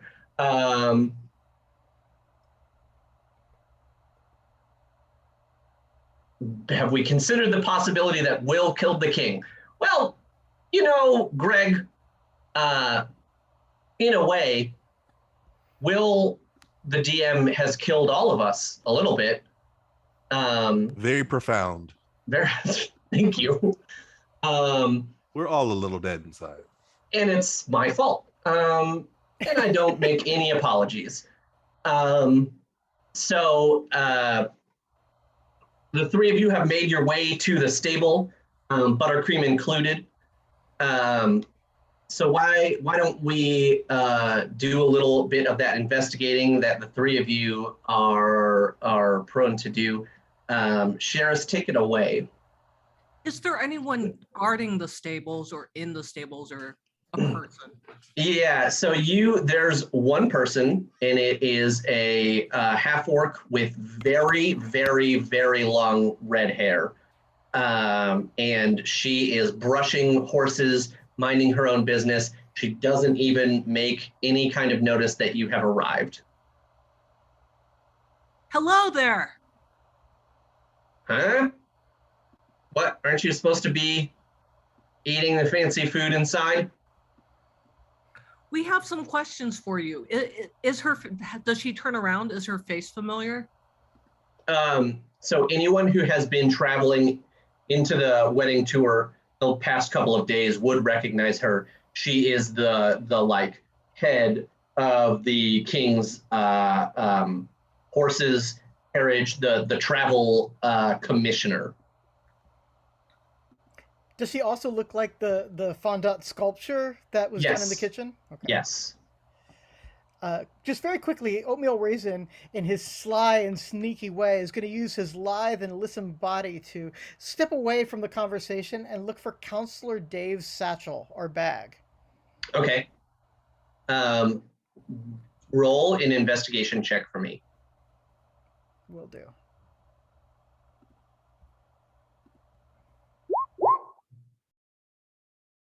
Is 11. Solid 11. Okay. I'm going to let this conversation play out as you snoop through bags trying to find which one belongs to Counselor Dave. What kind of questions was it that you had? Well, the thing is, we really wanted to find out what brilliant person was responsible for the delicious cake that was served to the king.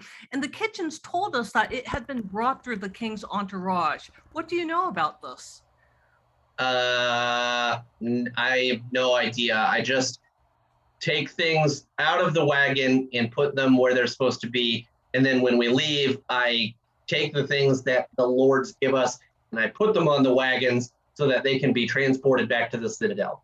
If you're looking for where things are going or where they came from, it was a wagon. And after that, I got nothing. Do I feel like she's telling me the truth? Roll me an insight check. Okay. Ooh.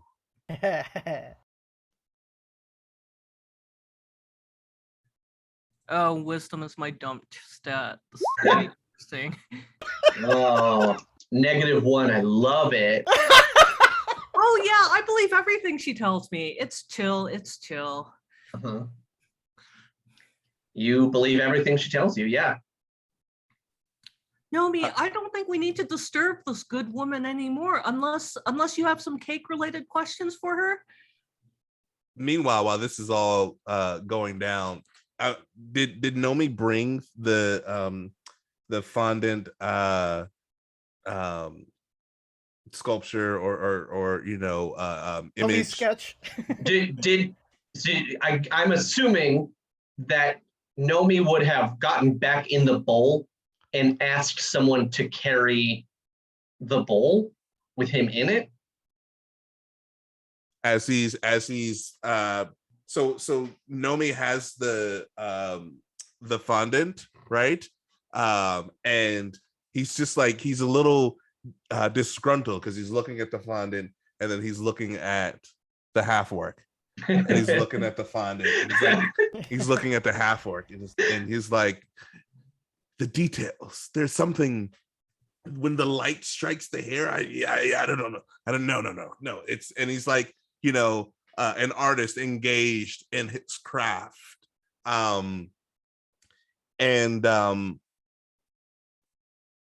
He's so focused on it. Is it possible? This is gonna sound weird.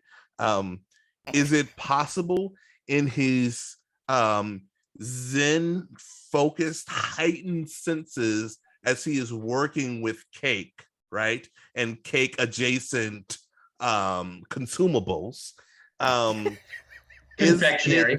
Sure. Yes. Is it possible that he can pick up on anything, any cake residuals, cake essence, cake leftovers, either on the half orc or on any of the wagons, because he's so focused on the details, making sure that he gets this accurate representation right. Okay. Roll a I guess investigation. Hey, can I give him bardic inspiration for this? Yes. So I'm gonna go up to Nomi and I'm gonna be like, you really are incredibly skilled at this. I think if anybody in the world can figure out the criminal based on cake-related and cake-adjacent products, it's you. And you get a bonus D6 to use within the next 10 minutes. All right, so I'm gonna click on an investigation. Mm-hmm.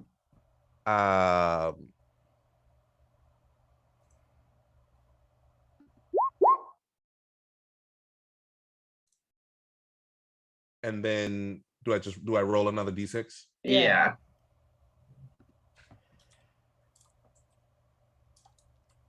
I don't know if I did this right, but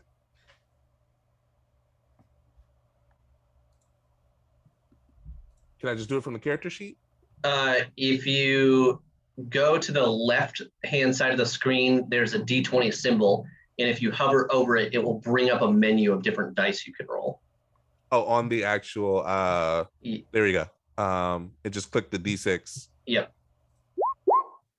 Hey! Got an 18. All right. So Yes, Will, tell us what miracles he discovers. Nomi has an inspirational moment of confectionery, where he becomes familiar with all of the sweets in the caravan. And Nomi has been in the caravan for weeks. This is even his third feast with the king. Wow. Always celebrating this new marriage between King Ziz and the king husband Rodney. And at every single one, he has seen strange and beautiful and unusual cakes that he never ever would have thought he would see at his time within the mountains as a rock gnome. And he knew that going out in the world and discovering these fantastic treats would not only change his world and his life, but his perception on people and on his community and on bringing people together. And there's no better display of that than a wedding cake. And so he's made it his purpose since coming out of these mountains to find new cakes. And when he heard that the king was going to do a tour of his marriage, he knew in his bones that this was going to be the journey for him. And so he spent time meeting all of the different bakers and chefs that came along in the marriage tour that the king has been having. And he's learned so much, and that new view of the world and of people has given him this insightful, almost magical touch with cream and with confectionery. And in this moment, in this brilliant moment, he is reliving all of the dozens of cakes that he has eaten in these caravans, in these wagons, on these horses, on this journey. And then he sees just a little bit of chocolate. Not frosting, but fudge. Fudge on the half-orc's fingers, on Brittany's fingers, and he knows for certain that that's one of the cakes that he made on the journey. It was a cake that he had tested, and suddenly the cinnamon taste comes flooding back to him, that he had made cakes over the last few days as the caravan traveled into the Sailor's Teeth. It was a chocolate fudge cake with a little bit of dash of cinnamon, like that secret ingredient that he had been looking for all along, because it's the one root that cannot grow in the mountains. And it's not cinnamon, but it has that distinct cinnamony flavor. And he knows for a fact that Brittany took all of his cakes and brought them in to the castle. All of the ones that he had been saving up in his wagon for the journey home, for the long journey home, because he didn't want to mess with cooking the entire journey back. No, he would bake and bake and bake and store some of these cakes so that he could enjoy them on the trip home. And now they're all gone.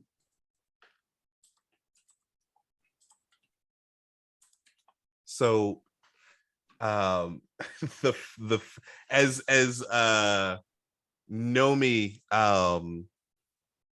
emerges from this zen-like state with this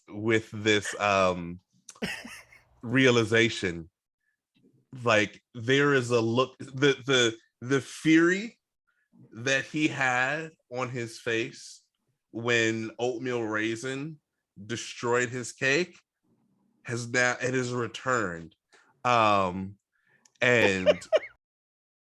he is the very first thing he says is he turns and peers at Brittany, and he's like,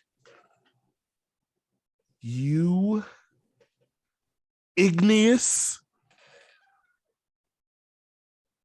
absolute, craggy escarpment, you jagged obsidian teeth fiend, you as I scroll for more synonyms. You tough piece of pumice. You stalagmite, toad, absolute. Did you just use stalagmite as an insult? I did. That's like the brand new level for me. I applaud. And he whirls around to the others, which, you know, still covered in buttercream icing. He flings droplets everywhere, of course, as he's doing it very demonstratively.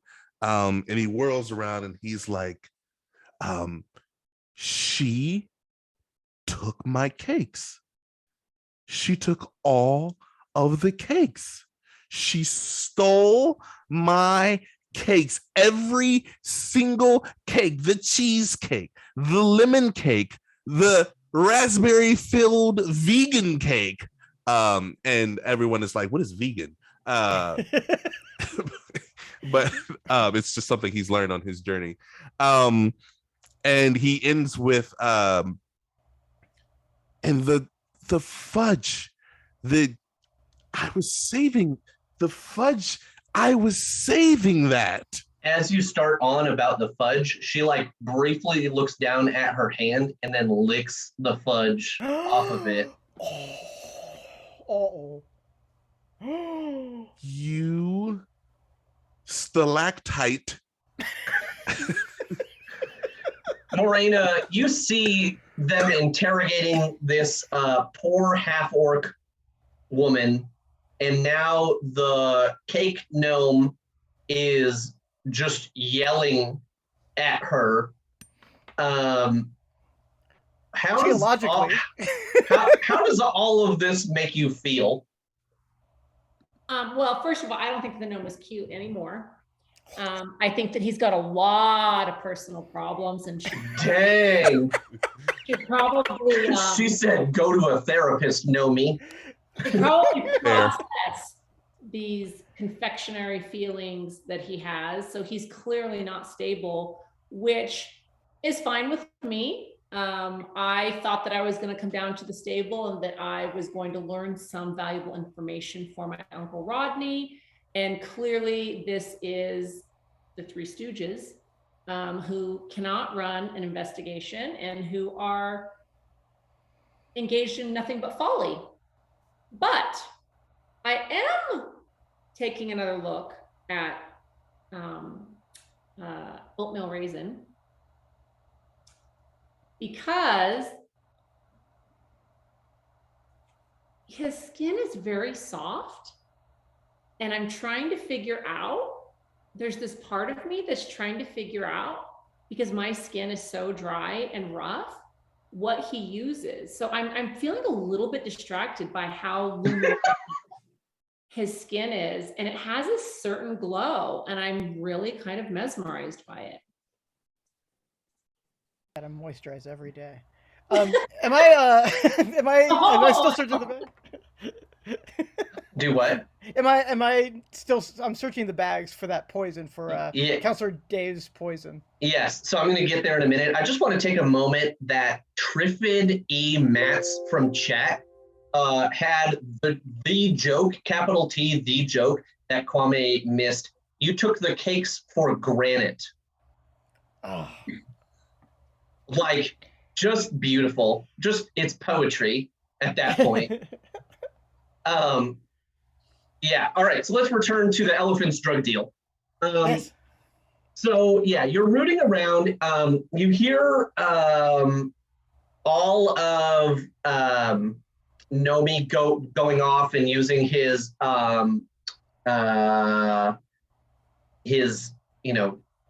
synonym for rocks insult list. And then eventually you do find one of the stable bags, and his name is stitched into it.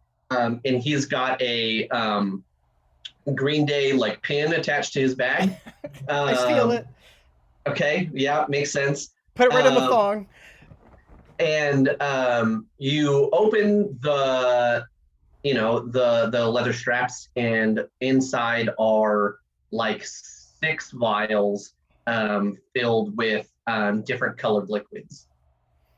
Really, really interesting. Okay, so 6 vials, and they all have different colors. Like it's a rainbow in there. Yep. Okay, so I'm gonna say, bingo, and try to call my friend's attention over to this bag. Okay, everybody roll a wisdom saving throw for the elephant using his trumpet in this hostile situation to get your attention. The horse probably needs to make one too. Okay, Morena's got a 12. Oh, Cheris. Ooh, this is not good. All right, Nomi Stark with the crit. Okay. Yeah. Cheris, everything is loud and obnoxious, and you're thrown off your game, and you kind of startle back against the wall, and you're a bit shook. Everybody else is good. And you hear, oatmeal raisin. I got it. And Brittany kind of like stops paying any attention to the insults and looks at oatmeal raisin thieving through the saddlebags, and she's like, hey, stop that. And I say, no, it's cool. I'm investigating. These are poisons. I have identified from Counselor Dave that one of these could very well be the poison that killed the king. And Will? Huh? Can I interject here? Yeah, yes, please do. So is little oatmeal wrong because I can sense poison, and since I sensed the poison that was utilized in the hall, would I be able to sense if he is onto something? Let's look real quick. What was the range on that? 30 feet. 15, 20, 25, 30. You are not close enough to detect poison here. Okay. You can move closer though. Mm-hmm. Yeah, so if you want, like, if he's saying, these are the poisons, and you want to move closer to see, to trigger your spell, that works. Or if you want to stay in the shadows, that works also. I think I'm gonna go closer. Plus, I want to get a better look at his skin. Okay, are you trying to... He's so totally creepy, Jeff. You're creepy swamp. Okay. Are you trying to remain hidden from everyone while you're moving closer?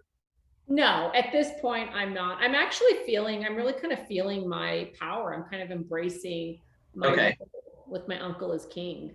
So in that case, you like strut forward, doing like what can only be described as, the villain strut, kind of like the villain monologue, right? Where you're like walking through all powerful, not even caring about anyone at all. Mm-hmm. That sounds great. Okay. And Brittany kind of like looks at you and is like wide-eyed because she's never seen a swamp witch before. And she is just confused about whatever is going on. And Morena, as soon as you get close enough, your spell sense goes off, and you can confirm that the 6 things in those vials are poisons. They are poisonous. Can I confirm whether it's the same poison? No. Okay. kind of poison. So you can identify what kinds of poisons they are. So they are not the same poisons that were used to kill the king. Okay.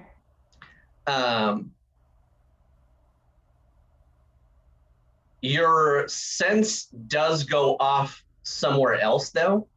As you pass by all of the wagons and stuff, there's a wagon that you pass by where the poison goes off, or your poison sense goes off, and it is the same poison. Is it the gnome's wagon of missing cakes? You can't, so it is one of the parked wagons, and let's get through the rest of the social stuff here first with Brittany, because I believe Cheris was going to say something. No, I think I'm good. I think I am distracted. And actually, I say to Morena, I summarized what we have found out since I recognize her as someone who struts like an authority figure. Okay. Hey, I've been living in a swamp my whole life, so give me a little bit of leeway. I'm kind of feeling it, you know? Sure. So Cheris comes up and recounts everything to you while this is all going on. And I'm insistently going, yes, but I found the poisons. Bog hag, here, yes, you identified the poison there. Are they the same? That is under the authority of the king, and I cannot divulge that information right now. Whoa. But we're all working together to try to solve. No, I'm this not murder. working with you. I am of the royal court. You are an elephant. So at this point, I'm going to cast Charm Person on her. Okay. No, that's so low.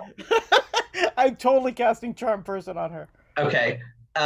So in that case, you need to make a wisdom saving throw, Jen. DC 14. 14. Okay. Where do I find that? You want to just roll it for me, Carlos? Yeah. I will happily roll it for you. What's your wisdom? Oh, I did it already. Yeah, because I've got her character sheet up. Okay. You rolled a 9, which does not work. Yeah, so you can consider me a good friend for an hour. I'm your best bud now. You have to be like really nice to me. Oh my God, oatmeal raisin! Not only is your skin sumptuous and glowing, but you smell like rosehip oil and jojoba with a splash of frosting. And I say to her, well, yes, I'm moisturized with rose oil every day. Any of the rest of us tell that you were casting Charm Person while you were doing it? 100% VSM. Yeah, it's like totally like, or I'm not sure if it's on, but it's like I had to do 6 seconds of motions and shit. Yeah. Raisin, I don't believe that was an ethical action. I challenge you to a duel. Oh my God.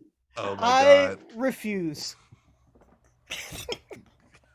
I brandish my sword. Sir, you cannot just go around charming members of the royal court. She is related to our next king. I have to report this to an authority, and you have charmed the authority I would normally be reporting to. This is not permissible. Uncharm her. I say to her, tell your little lackey here to stand down, please. He's being rather rude to us. I don't even know who you're talking to anymore. Oh, I'm sorry. I was talking to... I'm sorry, I just lost the character sheets here. I was talking to Morena there. Okay. Oh, yes, Cheris, you must stand down. I am of the royal court, and I have very fond feelings for oatmeal raisin. I sheath my sword, and I'm like, of course, yes, anything you say. This is obviously the way things are going to go from now on. Fuming, completely fuming. So at this point, Brittany puts her hands up and is like, okay, everybody, what is happening? The king is dead? Yes, the king unfortunately was poisoned to death, and we're trying to determine how that happened. And we were led to the stables for a number of reasons, but it seems like we're trying to figure out if the poisons in my hand are the ones that did it. And so then I turn back to Morena. Are these the poisons that? You're holding poison? Oh yeah, The this is king was poisoned and you're holding poison. How does it get any more red-handed than that? well because No, my this. sweet oatmeal raisin is not guilty. I sense that there is a poison out in this other, what are they called? Carts, wagons? Wagons, yeah. And I can lead you all. I can lead you to the actual poison. Oh, well then lead away, please. Can as they're all charming, challenging to duels, failing duels, and standing up for each other in this triangle of communication. Squabble. As Brittany is gesticulating and flailing about, can Nomi detect any of the residue that's on her finger? Like, does he recognize it at all? On Brittany's fingers? On Brittany's finger. So the fudge that she licked off 100% was from a cake that you made, as we discussed in your Zen-like journey. Are you looking for something more specific or something different? Well, listen, Nomi is, 2 stones short of a landslide. So it takes him a little bit of time to catch up and make the connections. Brittany, presumably, did something, Nomi is assuming the worst. He thinks Brittany, stole his cakes, right? All of his cakes, especially the fudge one. A fudge one that is that similar to what the king was eating? Oh, okay.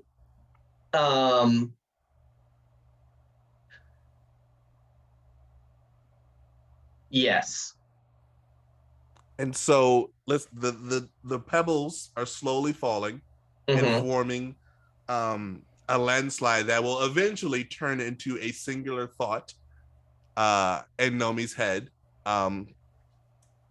He's slow, but he gets there. And he's like, cinnamon. I reckon, cinnamon, you brought the king the cake? Cinnamon. And he's just like slowly stepping forward. Again, he's very tiny, so he thinks he's being, intimidating in a Humphrey Bogart manner as he's, trying to, make the connections. But he's going to point at her and said, she brought the king the cake. She brought the king the cake. Cinnamon, which, he thinks he's making sense. But, I don't know if everyone else is picking up on his random words of, she brought cinnamon. She brought the king the cake, cinnamon cake. She brought. I didn't bring anything to the king. I just, it was getting a little stinky, and I just, I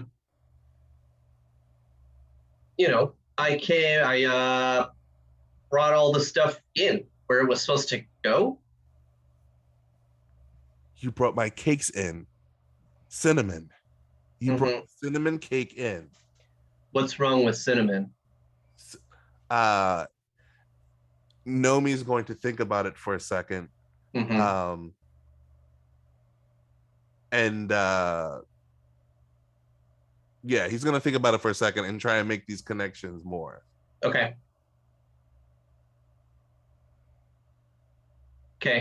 So we're headed to the cart, I think. Yes. Following Morena's lead, yeah. Yeah. So we just did a little count of all the people who voted. And we have, let's see.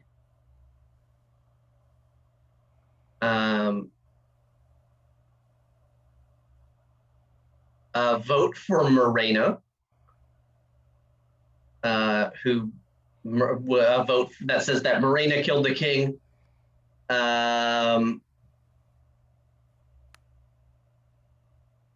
Oh, did Carlos? You didn't vote, Carlos? Oh, I had put my donation in before you had called for that, so I don't know. I didn't know if it was fair to do that. Okay. Well, in that case, it's what the winning vote is that Morena killed the king. Or not the winning vote, but the lead vote right now.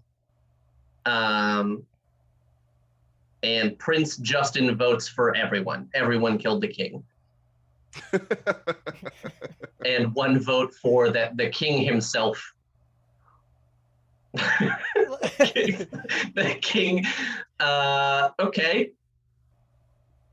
And we're waiting on one more vote from the lovely Anna Russell, who is my partner and helped create this world that we're all playing in today. You can't abstain. That's not how this works. Yes, you are getting called out. Oh, yeah, she does have inside information. Never mind, you can abstain.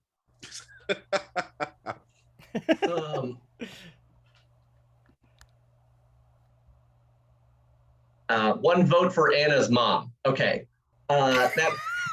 that's where all of our votes lie. And so now, Morena, lead us.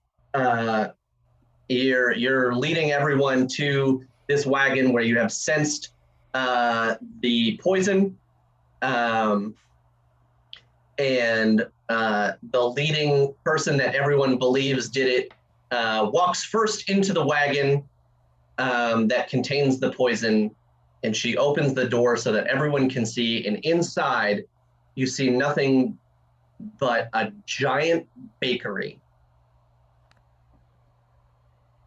You see flour all over, littered along the cart, which is somehow massive on the inside. Oh. There's icing everywhere, and you just see little itty bitty gnome-sized handprints in the flour and in dough, and there are refrigerators, and there are just stacks and stacks of empty shelves where cakes once were. So how big is it? Like, how much space are we looking at here? I mean, it is, it's not enormous, but it is, big enough. It's like RV sized. Mm-hmm. Okay. So it's like, whose wagon is it? Do we make that determination? Is this the gnome's wagon? Is that a conversation that you're going to start? Because. Okay, then I'm going to start the conversation. Yes. Okay. And I'm going to say, keep the gnome away. And so I took to Charis and I'm like, you heard her, keep the gnome away. Yes, of course. Nomi, you have, and I sort of like hustle Nomi away a short distance, like out of earshot. And I'm like, do you have any idea what is going on here? Why have they gone power mad? Nomi's not still in the stables? No, Charis has ushered Nomi away just like a few feet so that Charis is doing what you say, right? Of keeping Nomi away, but they're now having a hush-hush conversation. Okay. And Nomi's like, I wouldn't put it past the big fellow with a trunk.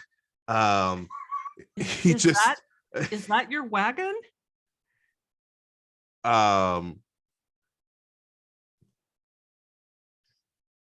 Oh yeah, the wagon that he with the bakery in it. Mm-hmm. It's yes. It's not just my wagon. It's my livelihood. It's my livelihood. Your palatial abode. I understand. Forgive me for misspeaking, but these are delicate times and the stress is getting to me. Common mistake. I forgive you. But yeah, I'm like, I wouldn't, this oatmeal character, despite, the delicious ingredient of his name, I wouldn't put it past him. He looks like the type that would go power mad and prevent everyone from having the bite of cake that they deserve. All right, Morena. So you're having this conversation now with Oatmeal Raisin and Brittany of whose wagon is this, and Brittany like nods and is like, yeah, it's that guy. Can I determine where the poison lies? Like if it lies in this, I mean, I can obviously go directly to, because I can sense it, right? So I'm going to go into the wagon. Okay. I'm going to go to the bakery, and I am going to bring my newfound friend Oatmeal Raisin with me.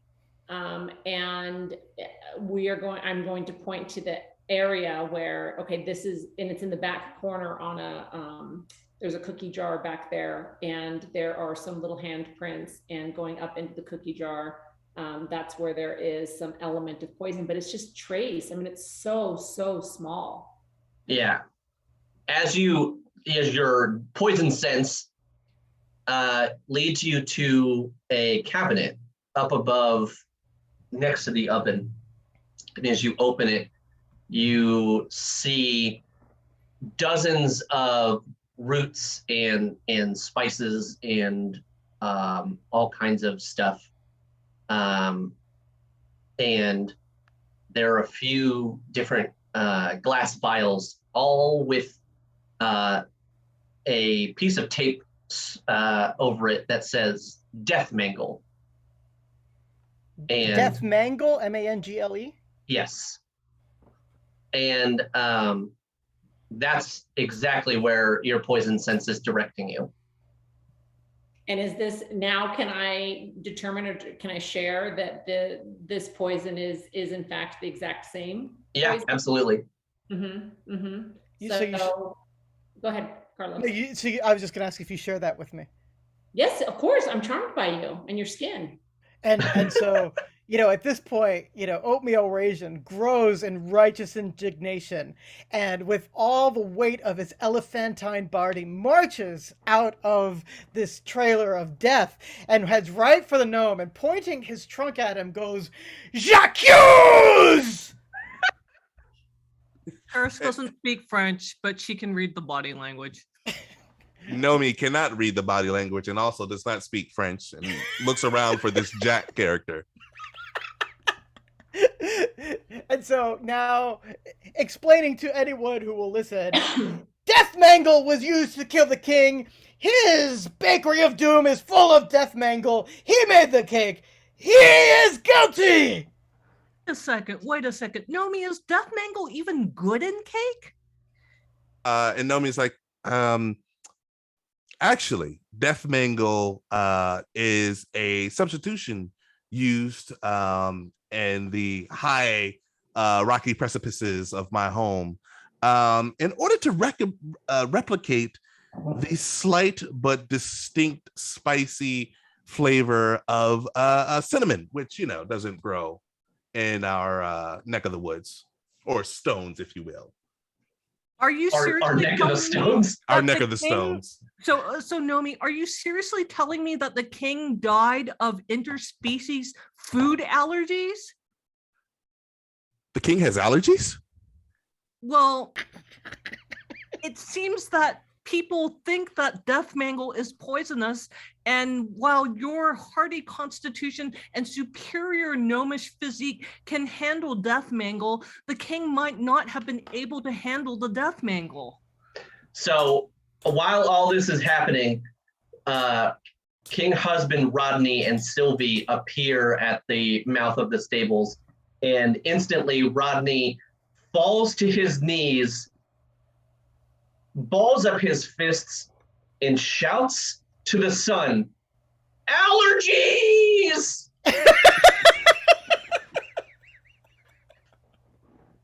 And now you all know the story of how Nomi Stark killed King Ziz. Was me all along.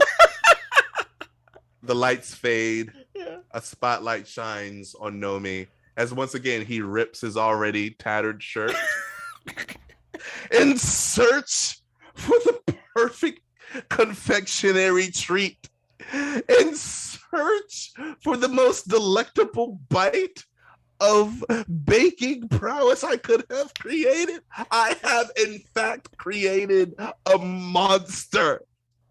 Shame lies not on the kingdom, but on Nomi himself. And he just keeps in the ceremonial manner of his people. Whenever he is shamed, he lies down on the dirt and starts heaping rocks over himself in order to hide him. For better he shame, or better he lay hidden than shame his family any longer. And it's just, again, he's tiny, so it's just a little tiny mound of rocks. To him, it's very dramatic, but to everyone else, it's just like, a pile of dirt they swept up. All right, so that wraps up our adventure for the evening. I want to thank Greg, first of all, for letting us do this absolutely ridiculous story on his stream.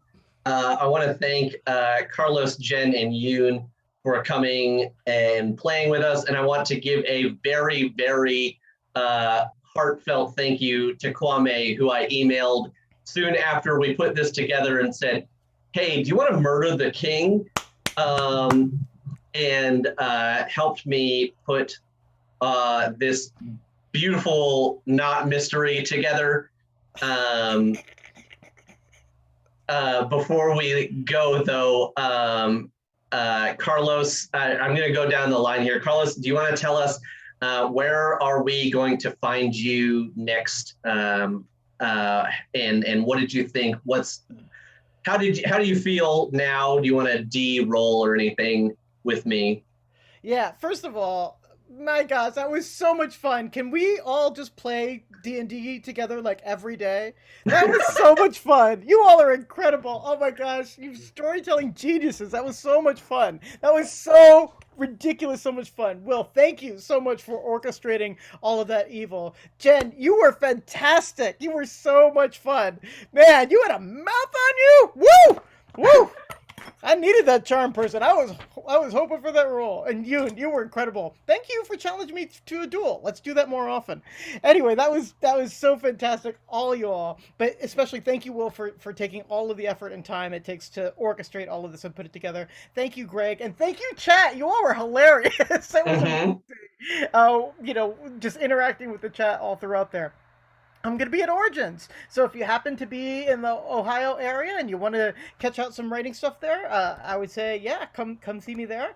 I'll also just remind people that this is the Origins anthology. I have a story in there. Claire has a story in there. And, that might be fun things to check out. I'll also be at Gen Con later as one of the writers there. So it's going to be a summer of adventure and lots of writing for me. So thank you, everybody. Jen, how did you feel about your first D&D session, and where are you going to be at next? Oh my God, I've never been so stressed out in my life. I should have taken a rescue remedy. I definitely should have had my rescue remedy. That was fun. And I can see how, the more you play, that the more you get into character. And so it was so much fun. And I think that Carlos nailed it on the head, that everyone here is a storytelling genius. And let's see, next, where am I going to be? I'm going to be locked in the corner writing a lot of books because I'm on so many deadlines that I think I'm in over my head, but that's okay. And I think I have a book coming out in July. I'm not sure what that tour schedule is going to look like yet. Okay. The festival I'm going to is Tweens Read in Houston. Okay, cool. Yeah. Yoon, did you have a good time, and where are we going to find you next? I had a fantastic time. I loved playing with y'all, and thank you for GMing. I know how hard that is because I avoid GMing whenever possible. I'm the forever DM. This is just what has happened to me. I make my husband GM because like that's what he's for. Like if you marry a man, you might as well make him do all the hard work. Anyway, I have 2 books due. Neither of them has a title. They're not scheduled, but I did have a book come out in January. It's called Tiger Honor. It's the companion novel to Dragon Pearl, but it reads as a standalone. And otherwise, like Jen, I'm going to be locked in the corner working on my deadlines because my editors have words for me and probably wouldn't approve of the fact that I'm playing D&D instead of writing. Shh, we won't tell anybody. All right, Kwame, did you have a good time? And where are we going to find you next? Listen, I just want to reiterate that when you asked me, hey, do you want to murder the king? I want to put it out there to the chat that I said, Nomi is really innocent, okay? He has to be an accidental murderer, okay? That's the only way that that this could work out. So thank you again, Will, for DMing, Greg for hosting, my fellow co-conspirators for playing along. This was, incredible, so much fun. I'm glad, we got to $5,035. Absolutely amazing. I'm also going to be writing this summer, but I've got 2 books coming out. If you like Nomi related humor, there is another tiny diminutive sticky character coming out this summer, you can't even see it, in the Tristan Strong graphic novel, and which comes out in August, and then Last Kid of the Emperor, The Royal Trials, comes out in July. So check those out if you like this style of absolutely naive humor and chaos that is embodied in the Nomi character. All right, awesome. Yeah, so like Kwame said, awesome that we hit $5,035 while we were doing this. I was really hoping that we would be able to bring Greg over the top, and we did. And now some lucky person is going to get a short story by the wonderful Emily Bell. And thank you all in chat for joining us. Carlos kind of nailed it already, but you guys were awesome. Lots of great humor, especially the taking the cake for granted. Like that's just going to be stuck in my brain forever. I am your forever DM, Will Sobel. Once again, you will be able to find me at Gen Con. You will also be able to find a game that I worked on that some of you might have heard called Betrayal at House on the Hill. The new edition that I worked on for Betrayal at House on the Hill comes out later this year in the US, is already out in Europe. And I will also be heads down this year writing and designing. And I will be at Gen Con is my next convention. So yeah, you can find all of us on social media in various capacities and make good cake jokes with us on Twitter. All of this would not have been possible without Kwame making a demand for more games on Twitter. And thank you, Greg, for being very kind and patient and having just an incredible channel for us to piggyback on. Hopefully Greg is now unmuting himself to take back control because I don't want it anymore. And I am just gonna monologue a little bit until he I'm ready. Oh, okay, I've been ready. Okay, Whatever good. you are. Thank you everybody for that was absolutely hysterical. And I was I was enjoying a lot of that. The idea of Naomi putting the shirt back together and tying it back up was just killing me. It was great. It was in my headcanon, it's that he remade the shirt with buttercream. Yeah. Well, I like the image that it actually comes together and it's sort of functionally, if you don't look too close, it does look like it's because he's done this before. Like he's constantly ripping the shirt and reassembling it.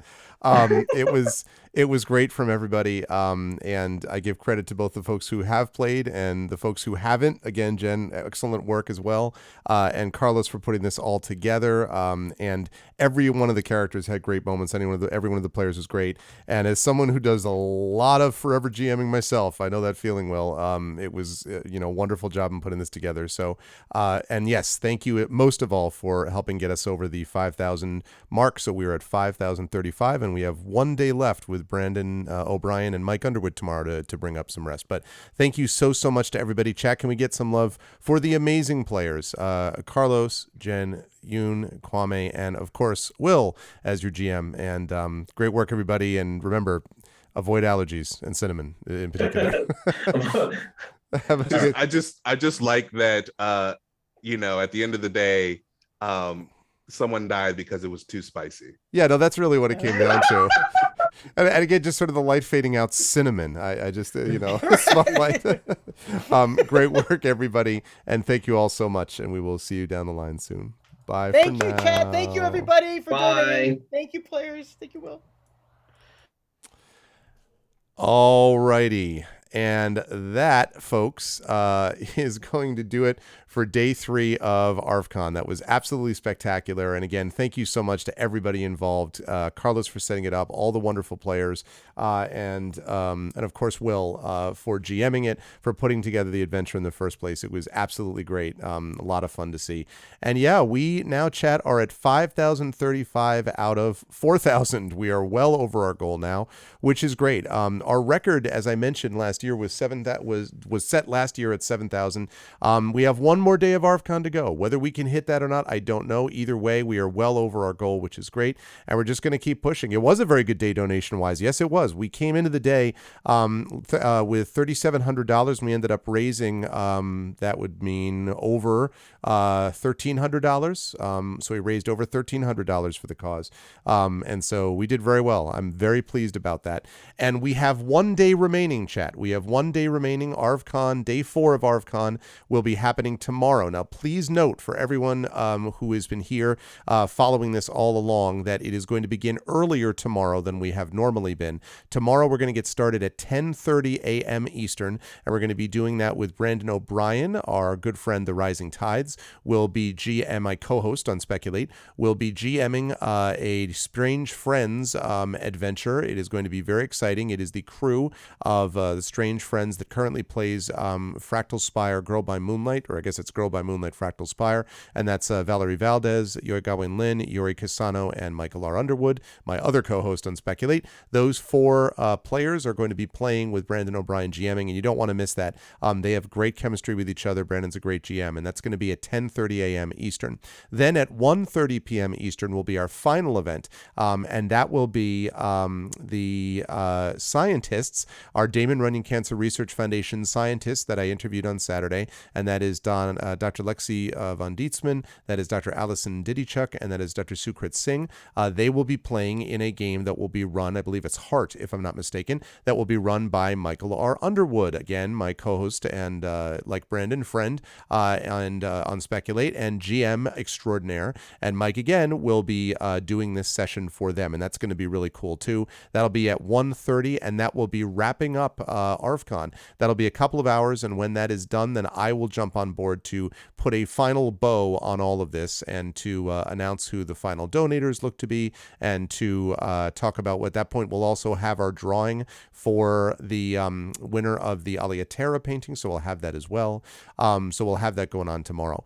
But I want to thank everyone that made this a great session today. We have been streaming now for almost 11 hours, and that's because we streamed a very long marathon session of D&D with INB, Eberron Oracle of War. That was just great, and so I want to thank Jennifer Brozek, Marie Bilodeau, Trendane Sparks, and John Helfers for making that a really awesome session. That was a great time. And then, obviously, I want to thank the players that you just saw that I've named already, the GM that you just saw, for doing that Rick Riordan Authors Presents /plays. Rick Riordan Presents Authors play D&D with Feast of the Title Keep, which was actually Death at the Title Keep.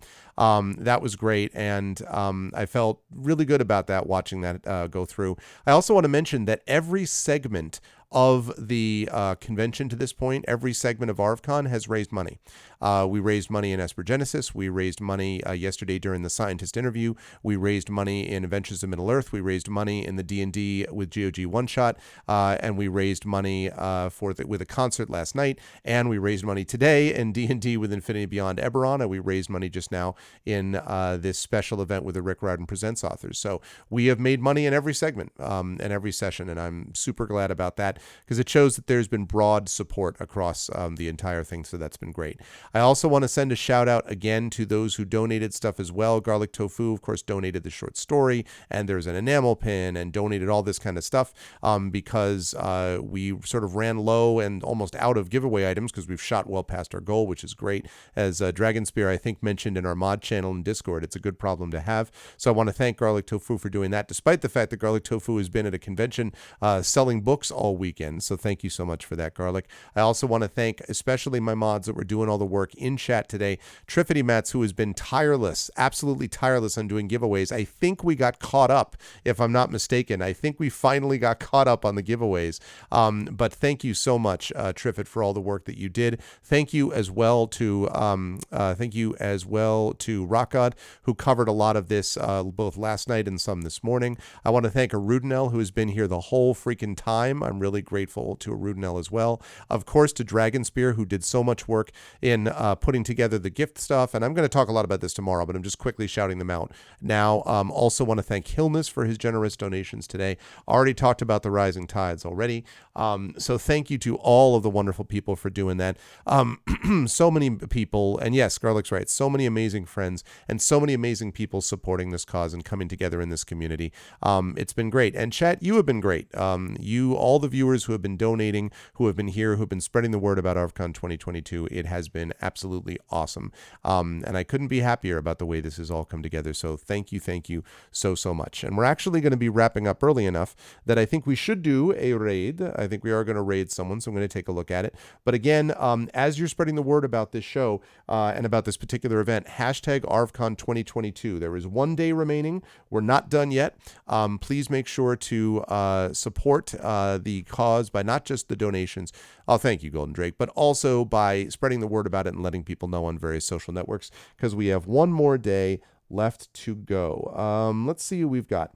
I think what I'm going to do is head over here because this is another person who has got a there's another person who's got a charity event going on. We had a charity event here, and they have a charity stream going on for survivors.org. And so I think that is a good person to check out. And I am a fan of this person. So we will do that in just a moment. But before we do that, I just again want to send a shout out to everyone and thank you for this. Remember to come back tomorrow. Normally I talk about the channel here, but the only thing I'm going to ask you about in the channel is to follow the channel if you haven't done so already, is to check out our YouTube and sub to us over there, because I am posting ArvCon videos over there. So you'll be able to see those go up and posted if you missed anything. So you can do that with !ArvTube. And I have been mentioning to people my Gray Shade book, which is coming out on Tuesday. We just had a really wonderful review this morning that was really awesome. And it's gotten some very good reviews so far. So that's Gray Shade KS for details about the Gray Shade Kickstarter. The book is going to be published this coming Tuesday. We'll have a release stream for that. And then 2 weeks later will be the actual Kickstarter will go live. So I'm simply mentioning that. I'll talk more about that obviously this week. I want to focus my attention on Damon Runyon, but I do want to mention it because it's kind of a big deal for me and for Athos, which is publishing it, and for Alligator Rally, which is in the Kickstarter doing the tabletop game. And so there's a lot, riding on it. So make sure that you mark your calendars and so on, because that's coming up soon. But otherwise, the biggest thing I want you to focus on is Damon Runyon. !Donate in chat so you can support the Damon Runyon Cancer Research Foundation. We are at 5,035. Who knows how far we can get tomorrow, but I would love to see us, just continue to push and see as high as we can possibly get. It's already been a big success. I'd love to see it go even further as we really bring the community together for a common and good cause. Last but certainly not least, let's talk about how you do a raid here, and then I will say goodnight to everybody. Raids are really simple. If you are not a sub, you're going to do this. The Arvanauts have landed, followed by Twitch raid, lowercase Twitch, uppercase R, lowercase AID. Also, of course, sub raid. It looks like this. If you are a sub, then you can put in Arvany Hype, the Arvanauts have landed, Twitch raid, Arvany Roar, Arvany Witch, Arvany Woe, Arvany What, Arvany Smug, Arvany, all of the Arvanese when you were brought over automagically to the place that we are going to raid. I want to thank everyone who made this an awesome stream. Thank you again to my wonderful mods, Arudinel, Dragonspear, Garlic Tofu, Hillness, Rock God, The Rising Tides, Triffany Metz. Thank you so much to, best as I've said in the business, these mods. Thank you so much to my Patreon supporters and subscribers. Thank you to Arudinel, Dragonspear, Garlic Tofu. Thank you to Hillness, Rock God, Rising Tides, Triffany Metz, Nonstop, Big Boss, Brahms, Chibi Chef, Configuration Queen, and thank you, Configuration Queen, for all the gift subs, not just today, but yesterday. Thank you, thank you. Thank you to Damon Runyon, who's been with us the whole time. Thank you to Golden Drake. Thank you to JD Metters. Thank you to Mrs. Dunsel. Thank you to Prince Justin, of course. Thank you to Red Lear. Thank you to Write Teach Play. Again, thank you to Write Teach Play for assembling all the wonderful personages that you just saw in chat. Thank you, thank you.